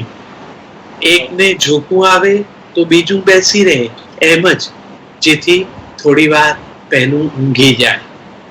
યાદ આવ્યું યૌવનમાં સાગર કાંઠે સૂર્યાસ્ત સમયે ખભે માથું ઢાળીને બેસતા. પણ એ કરતા આ ક્ષણ વધારે પ્રિય લાગી. મારું જ ગીત યાદ આવી ગયું, સંગાથે સુખ શોધીએ. હવે એ શોધ પૂરી થઈ. હવે સમજાયું કે સંગાત એ જ સુખ. મધ્યમ વર્ગીય દંપતીનો વિમાન પ્રવાસ. Economy class. મહેકાવી ગઈ આ સમજણની સુવાસ. ઉગી એક નવી સવાર. વાહ. આમ તો દીક્ષિત દનકોરી એવું કહેતા હોય છે કે શેર अच्छा बुरा नहीं होता, शेर अच्छा बुरा नहीं होता, या तो होता है या नहीं होता. તો આ કવિતાની એક મીઠી સમજણ તુષારભાઈની સરસ મજાની અને નવી રચનાઓ આજે આપણે માણી. મને અમૃતા પ્રીતમની એક બહુ જ ગમતી કવિતા છે, એ રજૂ કરીને મારે ઉષાબેનને વિનંતી કરવી છે કાવ્યપાઠ માટે. પંજાબી કવિતાને મૂળ પંજાબી જ મારે વાંચવી છે. મેં તેનું ફિર મિલાંગી किथे किस तरह पता नहीं, मैं तेनू फिर मिलांगी किथे किस तरह पता नहीं, शायद तेरे तखयल दी चिंगारी बनके तेरे कैनवास से उतरांगी, या खोरे तेरे कैनवास दे उत्ते एक रहस्यमय लकीर बनके खामोश तेनू तकदी रवांगी. मैं और कुछ नहीं जानती पर रिणना जान दिया कि वक्त जो भी करेगा एक जन्म मेरे नाल तुरेगा. ए जिस्म मुकदा है ता सब कुछ मुक जांदा है, पर चेतना दे धागे कायनाती कण हुंदे ने मैं ओना कणानु चुनांगी ते तेनु फिर मिलांगी. તો આપણા આદરણીય અને મારા ખૂબ પ્રિય એવા કવિ સુશ્રી ઉષાબેન ઉપાધ્યાયને એમની જ પંક્તિથી વિનંતી કરું. મન ભરી અમે હેત કીધા ને વન ભરી ગીત ગાયા, મન ભરી અમે હેત કીધા અને વન ભરી ગીત ગાયા, ઉડતા પોપટ વૃંદની સાથે આભને કંઠે છાયા. તો આ આભના કંઠે છવાઈ જાય એવી સુંદર કવિતાઓ હવે ઉષાબેનને વિનંતી કરીએ કે તેઓ રજૂ કરે. થેન્ક યુ મિલિંદભાઈ. આજે જે સંદર્ભ છે, વિશ્વમાં જે પ્રકારે માણસ પીડાઈ રહ્યો છે અને એક મહામારી, એ સંદર્ભમાં જે આપણા કોરોના વોરિયર્સ છે એને માટે એક કવિતા વાંચી અને પછી બીજી કવિતાઓનું પઠન કરવું છે. કવિતા તો અગાઉ લખાઈ છે, પણ આપણા કોરોના વોરિયર્સમાં ડોક્ટર હોય, પોલીસ હોય, બીજા સેવા કર્મીઓ હોય, એ જે સાહસ દાખવી રહ્યા છે એને સલામી આપી અને આ કવિતા વાંચું છું. શીર્ષક છે મરજીવો. રેતીમાં બાગ ઉગાડે છે માણસ, મરજીવો લાગે છે. રેતીમાં બાગ ઉગાડે છે માણસ, મરજીવો લાગે છે. ખુદદાર હશે કઈ કેવોય, ખુદદાર હશે કઈ કેવોય, જે દુઃખને આસવ માને છે ને દરરોજ સૂરજની સાખે એ, દરરોજ સૂરજની સાખે એ પાંખો હળવે ફેલાવે છે. અંધાર ઢળે કે માળામાં સપનાના સૂરજ લાવે છે. અંધાર ઢળે કે માળામાં સપનાના સૂરજ લાવે છે. અંદાજ અનોખા એના છે. દીકરી ઘરને ઉંબરે આવજો કહેતી ઊભી હોય અને એણે આ પરિસ્થિતિમાં બહાર નીકળવાનું હોય. અંદાજ અનોખા એના છે, ખિસ્સામાં રણને રાખે છે. અંદાજ અનોખા એના છે, ખિસ્સામાં રણને રાખે છે. ને કોઈ પૂછે કે ક્યાં ચાલ્યા, ને કોઈ પૂછે કે ક્યાં ચાલ્યા, ઉત્તરમાં દરિયા આપે છે. રેતીમાં બાગ ઉગાડે છે, માણસ મરજીવો લાગે છે. અને એક બીજી ગઝલ, વનોને આભથી આવી વરસતું વહાલ અજવાળે. વરસાદ એ વહાલ છે, સૌ આપણને સૌને ભીંજવે છે જે, કે વનોને આભથી આવી વરસતું વહાલ અજવાળે, પણ નથી જેના ઉપર છત, પૂછજો એ કેમ ફફડાવે. આપણે સૌ વરસાદ આવે ને રાજી થઈએ, પણ જેની ઉપર છત નથી એ વાદળ ઘેરાતા જોઈને ફફડે, એ પીડા મનમાં છે. નથી જેના ઉપર છત, પૂછજો એ કેમ ફફડાવે. ને સવારે રોજ આવીને પૂછે છે મોજથી અમને. બહુ સારું લાગે કોઈ રોજ આપણને પૂછે કેમ છો એમ, પણ સવારે રોજ આવીને પૂછે છે મોજથી અમને, રૂપાળા વસ્ત્રમાં આવી પીડાઓ દ્વાર ખખડાવે. રૂપાળા વસ્ત્રમાં આવી પીડાઓ દ્વાર ખખડાવે. ને ભભક રંગોની લઈ આવી વસંતે કામ શું કીધું. ભભક રંગોની લઈ આવી વસંતે કામ શું કીધું, કરી તાજા જખમને એ ઉપરથી ક્ષાર ભભરાવે. કરી તાજા જખમને એ ઉપરથી ક્ષાર ભભરાવે. ને જુઓ કાપી ફરી આવી, ફરી બાળી છતાં આવી. જુઓ કાપી ફરી આવી, ફરી બાળી છતાં આવી. નમૂળી વેલ ઈચ્છાની વધીને રોજ ભરમાવે. નમૂળી વેલ ઈચ્છાની વધીને રોજ ભરમાવે. ને શેર છે, વગર દાંતે મૂકીને બોર મોંમાં વૃદ્ધ કા મલકે. વગર દાંતે મૂકીને બોર મોંમાં વૃદ્ધ કા મલકે. હર્ષેના સ્વાદ બોરાનો હૃદય શૈશવને મમળાવે. હૃદય શૈશવને મમળાવે. મળ્યું ઘર ગાર માટીનું, આપણો નશ્વર દેહ. મળ્યું ઘર ગાર માટીનું, ને દીવો શબ્દનો બળતો. ગયા ભવનો ચરુ ઉકળે, કવિતા એ જ સર્જાવે. ગયા ભવનો ચરુ ઉકળે, કવિતા એ જ સર્જાવે. એક ગીત છે, શીર્ષક છે એમાં શું. ઘણાને લાગતું હોય છે ને કે આ તો તક મળે તો હું પણ કરી શકું, એમાં શું એમ. બીજાની લીટી નાની કરી અને મોટા થવાની વાત, એના ઉપર કટાક્ષ કરતું ગીત છે એમાં શું. એક દી પેલા ઝાડને જોઈ એમ થયું કે લાવને હું એ ઘેન ઘેઘૂરી ઝાડવું બની જાઉં. એક દી પેલા ઝાડને જોઈ એમ થયું કે લાવને હું એ ઘેન ઘેઘૂરી ઝાડવું બની જાઉં. મનમાં મારા એમ કે એમાં શું. મનમાં મારા એમ કે એમાં શું. મૂળ નાખીને ડાળ ફેલાવી, પાંદડે પાંદડું ફરકાવીને એને હળવે સુર રેલાવી, તડકો ઝીલતું નીલ સોનેરી પંખી બની જાઉં. અને જેવું તેવું નહીં, આભ આવીને રાત વાસોરે એવડી છાયા દઉં. એક પેલા ઝાડને જોઈ એમ થયું કે લાવને હું એ ઘેન ઘેઘૂરી ઝાડવું બની જાઉં. પણ જરા જ્યાં મૂળ નાખ્યા, પણ જરા જ્યાં મૂળ નાખ્યા, ત્યાં સહેજ હવા નહીં, કંકર પથ્થર ધરતી અરે આટલી કટણ. ટગલી ડાળે સિંચવાનું જળ આટલે અધર. ઝટ દેતા લઉં પગ ખેંચી, નહીં કામ આ મારું. ઝટ દેતા લઉં પગ ખેંચી, નહીં કામ આ મારું. જાય ઉડી એ પહેલા અસલ આંચળો ઓઢી લઉં. એક દી પેલા ઝાડને જોઈ એમ થયું કે લાવને હું એ ઘેન ઘેઘૂરી ઝાડવું બની જાઉં. ઘેન ઘેઘૂરી ઝાડવું બની જાઉં.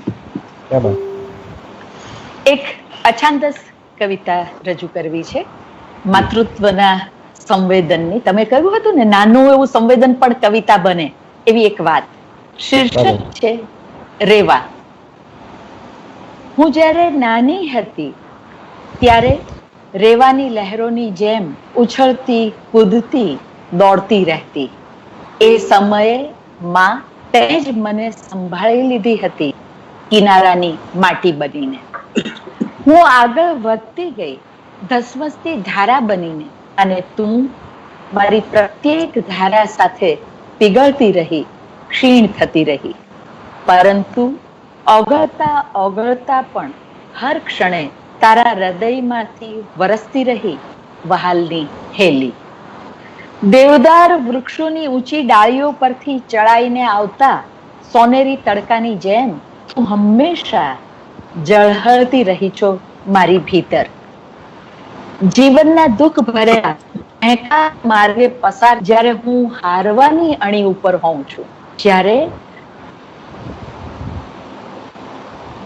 અચાનક મધુર સ્વરે ગાતા બિલબુલ જેવી તારી સ્મૃતિ મારા મન હૃદયને નવા સ્વપ્નોથી ભરી દે છે. મને જાણે પાંખો મળી જાય છે ને હું ઉગરી જાઉં છું હું નિરાશાની અંધકાર ઘેરી ખીણમાંથી. માં, તું માત્ર મારા હોવાનું જ કારણ નથી. માં, તું માત્ર મારા હોવાનું જ કારણ નથી. તું મારા હોવાપણાની પ્રતીતિ છો. અને એટલે જ ક્યારેક હું કંપી ઉઠું છું, ક્યારેક જ્યારે તું નહીં હોય ત્યારે. લખતા લખતા મારી આંખો ભરાઈ આવે છે. એવામાં મારી દીકરી પાછળથી આવીને હળવેથી મને અઢેલતા પૂછે છે, માં શું કરે છે? અને અચાનક મારામાં જાગી ઉઠે છે એક નવો અહેસાસ. રેવાની ઉછળતી કૂદતી લહેરોમાંથી, રેવાની ઉછળતી કૂદતી લહેરોમાંથી હું બની ગઈ છું ધારાને સાચવતી કિનારાની માટી. ધારાને સાચવતી કિનારાની માટી. અને છેલ્લે એક ગીત રજૂ કરી અને મારો કાવ્ય પાઠ પૂરો કરીશ. મીરા વિશેનું ગીત છે. મીરા આપણા સૌની પ્રિય, એને એ શું સંવેદતા હશે એવી એક અનુભૂતિથી લખાયેલું આ ગીત છે. મીરાને મેં વાળશું શું દ્વારિકા, મીરાને મેં વાળશું શું દ્વારિકા, હરિ નામના અજવાળામાં હરપળ હરતી ફરતી, હરિ નામના અજવાળામાં હરપળ હરતી ફરતી, મધદરિયે તોફાન ઉઠે તોય નૌકા એની તરતી, ઉઠે અચાનક આંધી તોય ક્યાં ચિંતાએ કરતી, મીરાને મેં વાળશું શું દ્વારિકા. ને હથે વાળો હરી સાથે, હથે વાળો હરી સાથે એને શે પજવે કોઈ હીણા. મિલિંદભાઈ સાંભળજો. હથે વાળો હરી સાથે એને શે પજવે કોઈ હીણા, આંધી ના કણ થઈને વરસે કોરા ઝીણા ઝીણા, ભાવ મધુરી ગુંજે હૈયે હરિ નામની વીણા, મીરાને મેવાડશું શું દ્વારિકા, મીરાને મેવાડશું શું દ્વારિકા. તો એક સરસ વાત વચ્ચે ઉષાબેને કરી, પેલી નાની લીટી કરવાની વાત. મને સ્નેહી પરમારના બે શેર યાદ આવ્યા કે મારે કોઈ એવી વિધિ કરવી છે, મારે કોઈ એવી વિધિ કરવી છે, આંખોને બસ આંસુ પીતી કરવી છે, ને જે માને છે નાનો માણસ પોતાને, જે માને છે નાનો માણસ પોતાને, એની નીચે નાની લીટી કરવી છે. તો આ રીતે પણ કવિ ક્યારેક જુદા એંગલથી વાતને જોતો હોય છે. તો હવે એ કવિને સાંભળીએ જેમણે ગાંધીનગરમાં રહીને પણ પોતાના સાહિત્યકારપણાને જીવતું રાખ્યું છે. પોલિટિક્સની વચ્ચે વચ્ચે પોએટ્રીને જીવતું રાખવાનું કામ જેમણે કપરું કામ પાર પાડ્યું છે, એવા આપણા આદરણીય કવિ શ્રી હર્ષ બ્રહ્મભટ્ટ સાહેબને મારે વિનંતી કરવી છે કે પોતાની રચનાઓ સંભળાવીને જો શક્ય હોય તો એકાદ ઉર્દુ રચના પણ સંભળાવે. એમના બે શેર સાથે એમને વિનંતી કરું કે ધરતા है कितने तोहमत मुझ पे वजूद मेरा, जब भी मैं दिल के अंदर चुपचाप देखता हूँ, धरता है कितने तोहमत मुझ पे वजूद मेरा, जब भी मैं दिल के अंदर चुपचाप देखता हूँ, वो रह गुजर कभी जो मंजिल की इब्तिदा थी, उसको मैं अब पलट कर चुपचाप देखता हूँ. कवि श्री हर्ष બ્રહ્મભટ્ટ સાહેબ. Thank you. એકાદ બે મુક્તક અને પછી બે ત્રણ ગઝલો. મુક્તકમાં સરકારી ભાષા આવી જશે એટલે પણ જોઈએ કે કોઈ ન માને તોય અનુભવ છે આ મારો, કોઈ ન માને તોય અનુભવ છે આ મારો, હોય નહીં જે સાથે એનો છે સથવારો. વાહ. હોય નહીં જે સાથે એનો છે સથવારો. એને લોકો ગઝલ કહે તો કહેવા દો પણ એને લોકો ગઝલ કહે તો કહેવા દો પણ કોઈ હૃદયના 7 બારનો છે ઉતારો. સાત બારનો છે ઉતારો.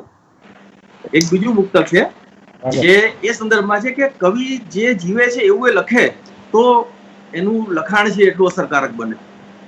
તો આ એક મારી માન્યતા છે, સામાન્યકરણ એનું નથી કરવાનું, કે વાયરસ જેવા જે ભાષણ થાય છે, વાયરસ જેવા જે ભાષણ થાય છે એવી રીતે પણ પ્રદૂષણ થાય છે.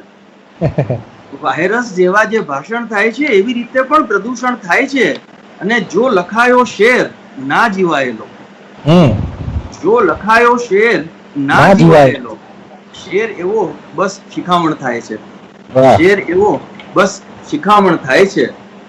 અને થોડી ગઝલો જોઈએ કે સાવ તકલાદી જ લીધા શ્વાસ આખી જિંદગી, સાવ તકલાદી જ લીધા શ્વાસ આખી જિંદગી, ઝાંઝવા ઉપર કર્યો વિશ્વાસ આખી જિંદગી, ઝાંઝવા ઉપર કર્યો વિશ્વાસ આખી જિંદગી, અને મુક્ત મન રાખી ભરાયું એક પણ ના ડગ નહીં, મુક્ત મન રાખી ભરાયું એક પણ ના ડગ નહીં, ઓખવો કાયમ પડ્યો ઇતિહાસ આખી જિંદગી, ઓખવો કાયમ પડ્યો ઇતિહાસ આખી જિંદગી, મધ મદિરા જળથી ગંગા જળ સતત ક્યાં ક્યાં ગયો, મધ મદિરા જળથી ગંગા જળ સતત ક્યાં ક્યાં ગયો, ના વધી કે ના ઘટી આ પ્યાસ આખી જિંદગી, ના વધી કે ના ઘટી આ પ્યાસ આખી જિંદગી, છેક મૃત્યુ લગ હશે કઈ આશમાં આ હર્ષજી, એક મૃત્યુ લગ હશે કઈ આશમાં આ હર્ષજી,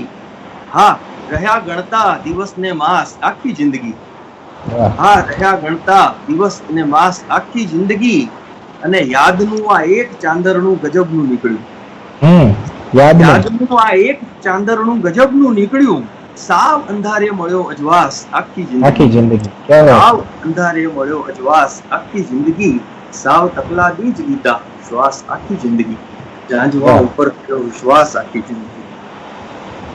બીજી એક ગઝલ છે,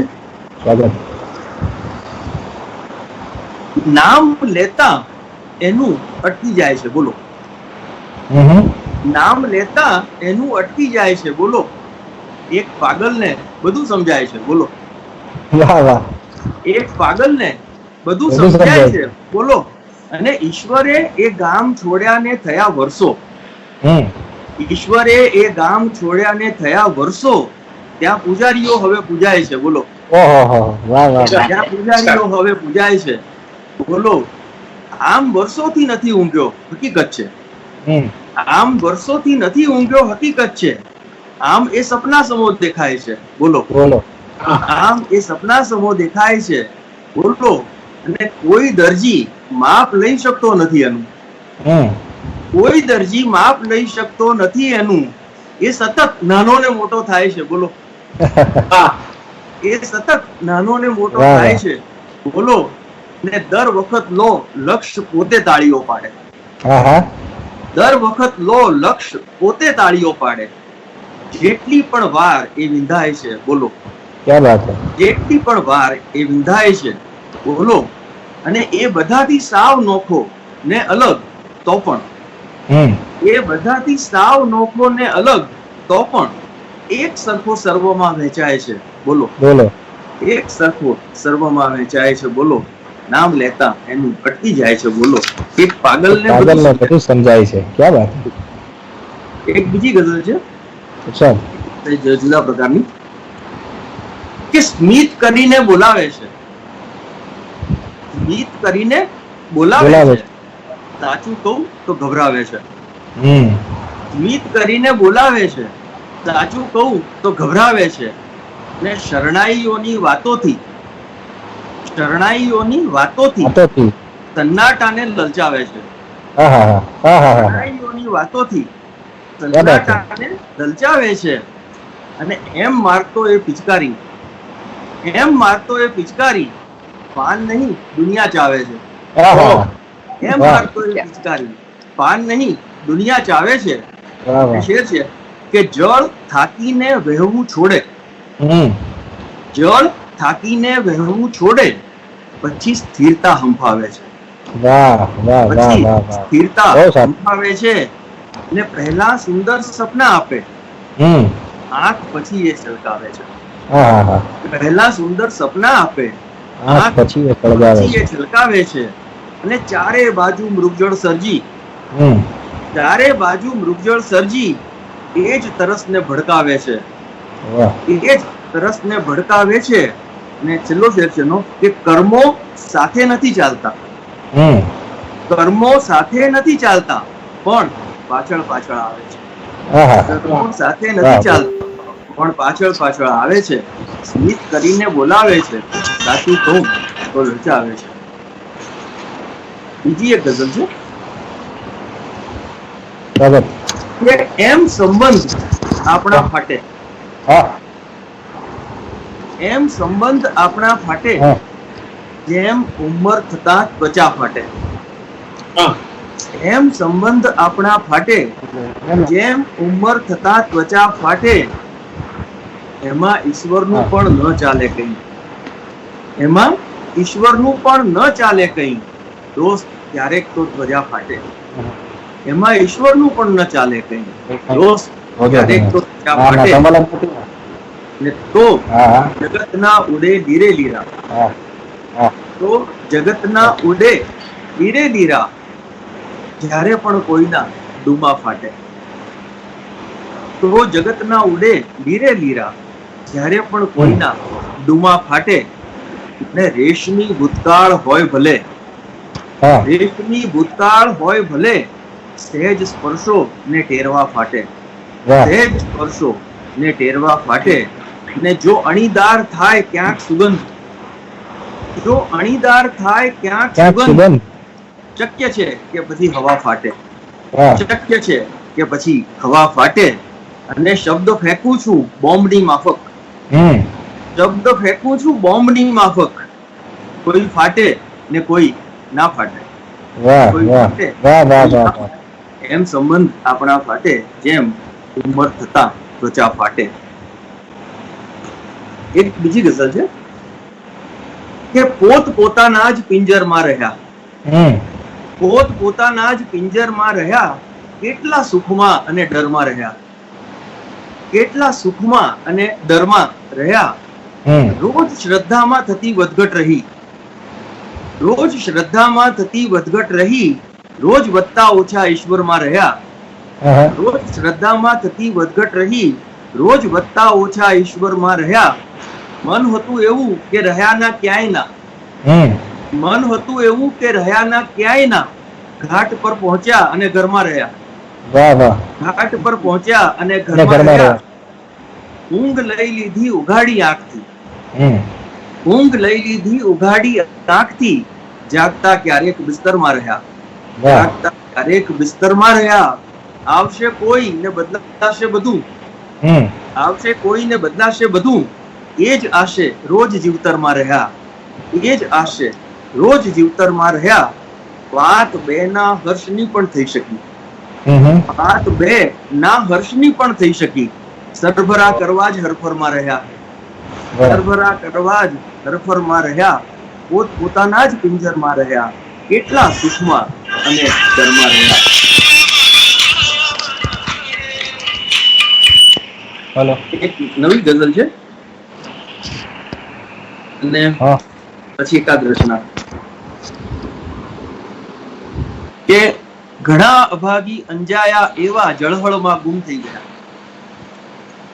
ઘણા અભાગી અંજાયા એવા જળહળમાં ગુમ થઈ ગયા, જડી જડીને ફરી ફરી સૌની અટકળમાં ગુમ થઈ ગયા, જડી જડીને ફરી ફરી સૌની અટકળમાં ગુમ થઈ ગયા, સાત જન્મના લાગ્યા તા એ સગપણ પળમાં ગુમ થઈ ગયા, સાત જન્મના લાગ્યા તા એ સગપણ પળમાં ગુમ થઈ ગયા, માણસ માત્ર અહીં ભાગ્યમાં ને અંજળમાં ગુમ થઈ ગયા, વાહ. માણસ માત્ર અહીં ભાગ્યમાં ને અંજળમાં ગુમ થઈ ગયા, સત્તાના જોબનના ધનના પૂર કોઈના સગા થયા ક્યાં, હમ.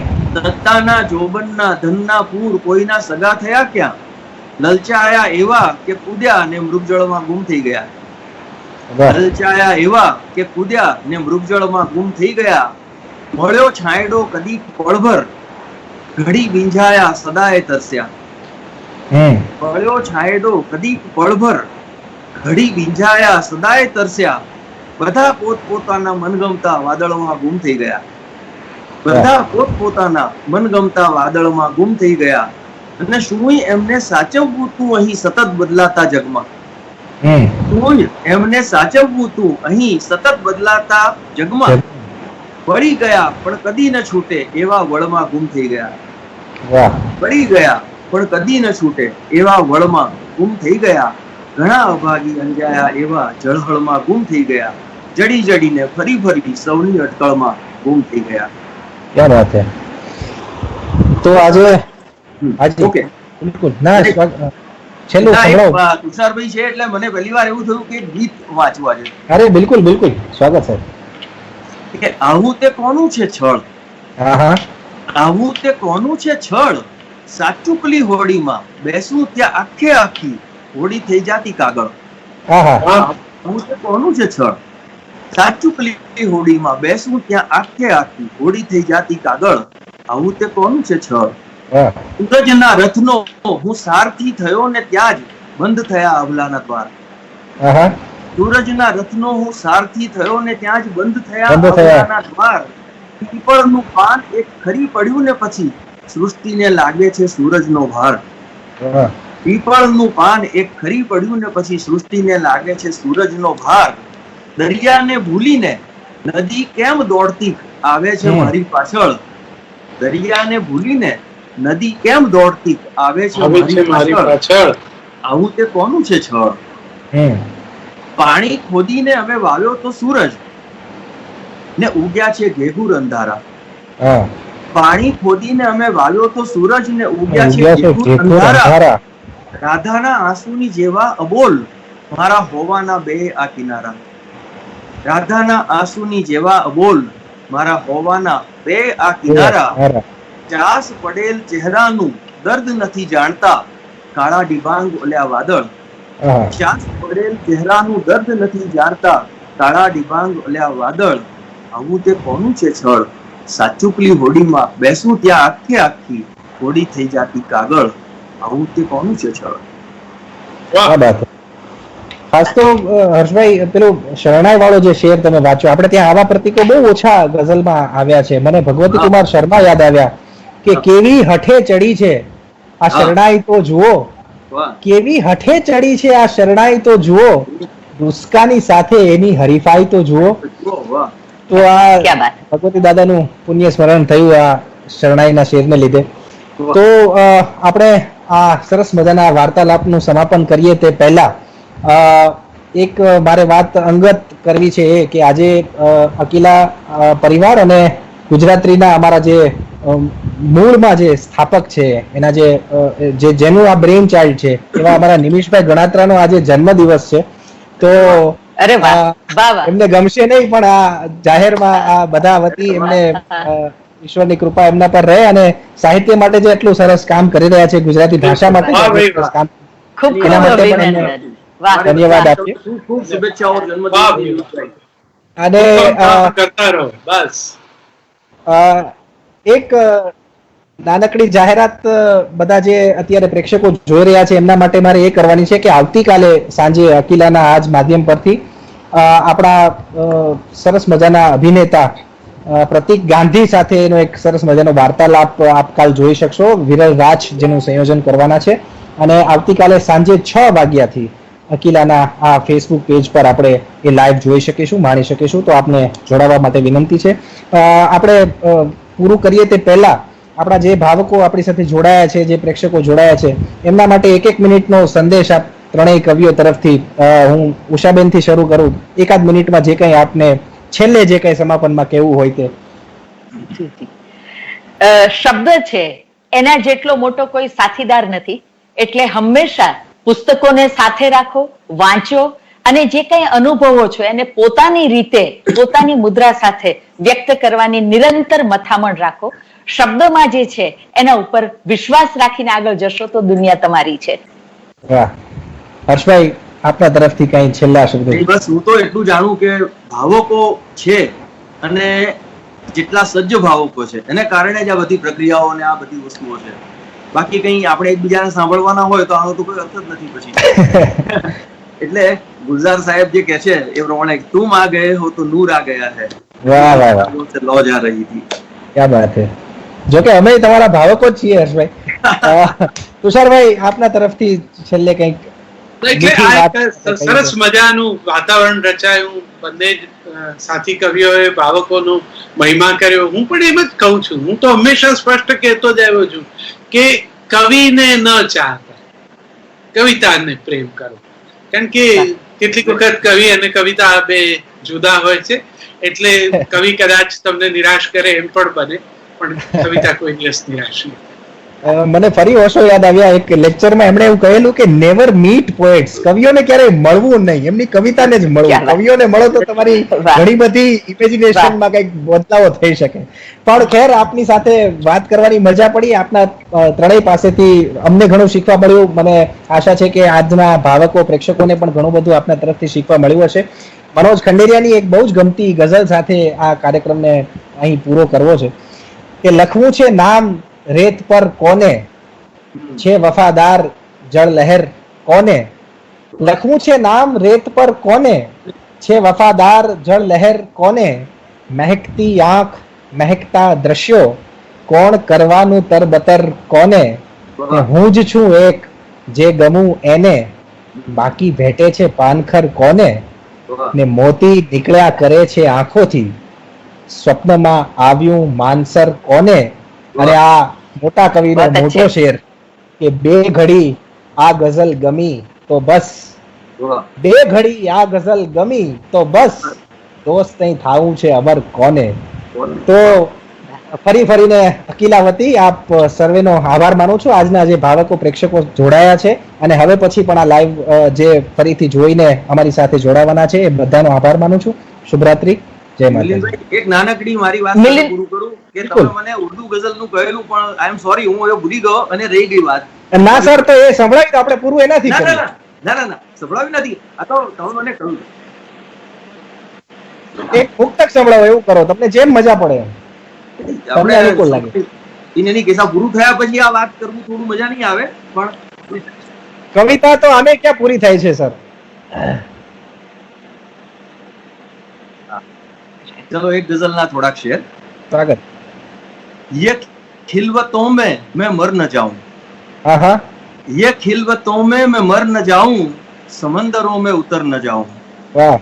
ये खिलवतों में मैं मर न जाऊं, समंदरों में उतर न जाऊं, मैं काम कुछ ऐसा कर न जाऊं, मैं काम कुछ ऐसा कर न जाऊं, नजर में खुद की उतर न जाऊं, नजर में खुद की उतर न जाऊं.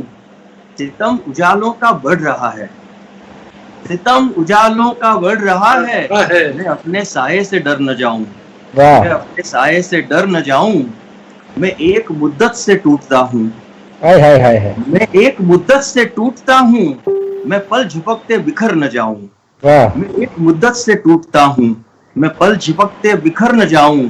तू अपनी आंखों को बंद कर ले, तू अपनी आंखों को बंद कर ले, मैं आंसू बनकर उभर न जाऊं, उभर न जाऊं. उछाल मत ऐसे मेरी यादें, उछाल मत ऐसे मेरी यादें, कहीं मैं इनमें बिखर न जाऊं, कहीं मैं इनमें बिखर न जाऊं. उठाया दस्ते जुनून खंजर, मैं खुद पे इल्जाम धर न जाऊं, उठाया दस्ते जुनून खंजर, मैं खुद पे इल्जाम धर न जाऊं. वो चारागर मैं बीमार उल्फत, वो चारागर में बीमार उल्फत, इलाज होते ही मर न जाऊं, इलाज होते ही मर न जाऊं. ये खिलवतों में मैं मर न जाऊं, समंदरों में उतर न जाऊं. क्या बात है. ઉષાબેન, આપ કઈ કહી રહ્યા હતા ને? ના, બસ એ જ કે અકીલા, નિમેશભાઈ અને મિલિંદભાઈ, તમારો પણ ખૂબ ખૂબ આભાર કે આ રીતે દર્શકોની સાથે સીધા પ્રસારણમાં જોડાવાનું મળ્યું. અને ખબર નથી દુનિયાના કયા કયા છેડેથી લોકો અમને સાંભળતા હશે. તો ભાવકો અને સર્જક સાથેનો આવો સંવાદ તમે રચી આપ્યો, એને માટે તમારો સૌનો ખૂબ ખૂબ આભાર. થેન્ક યુ સો આ મચ. આપણો વિચાર જ બહુ ઉત્તમ છે. ઉષાબેન, તુષારભાઈ, આપણે આ લોકોનો આભાર ખાસ એટલા માટે પણ માનવો જોઈએ અકીલાને કારણે કે અકીલા છે ને, તમને ખ્યાલ હશે, આખા દુનિયામાં ઇન્ટરનેટ પર સૌથી વધારે વંચાતું છાપું છે આ. સાચી વાત છે. Thank you. એટલે કવિતા પછી માત્ર કવિતા જ બચતી હોય છે ભાવક પાસે. અને મને છેલ્લો એક શેર મને ભાવેશ પાઠકનો યાદ આવે છે કે આપ, મેં और एक तन्हाई, વાહ. आप, मैं और एक तन्हाई, तीन ही पेग बचे हों जैसे. તો આ 3 મજાના પેગ આપણે આજે પીધા છે ને, 3 મજાના પેગ આપણી પાસે બચે એવી શુભકામનાઓ સાથે શુભરાત્રી. જય માતાજી. ખૂબ ખૂબ આભાર. Thank you. શુભરાત્રી. શુભરાત્રી. હા નિમેશભાઈ.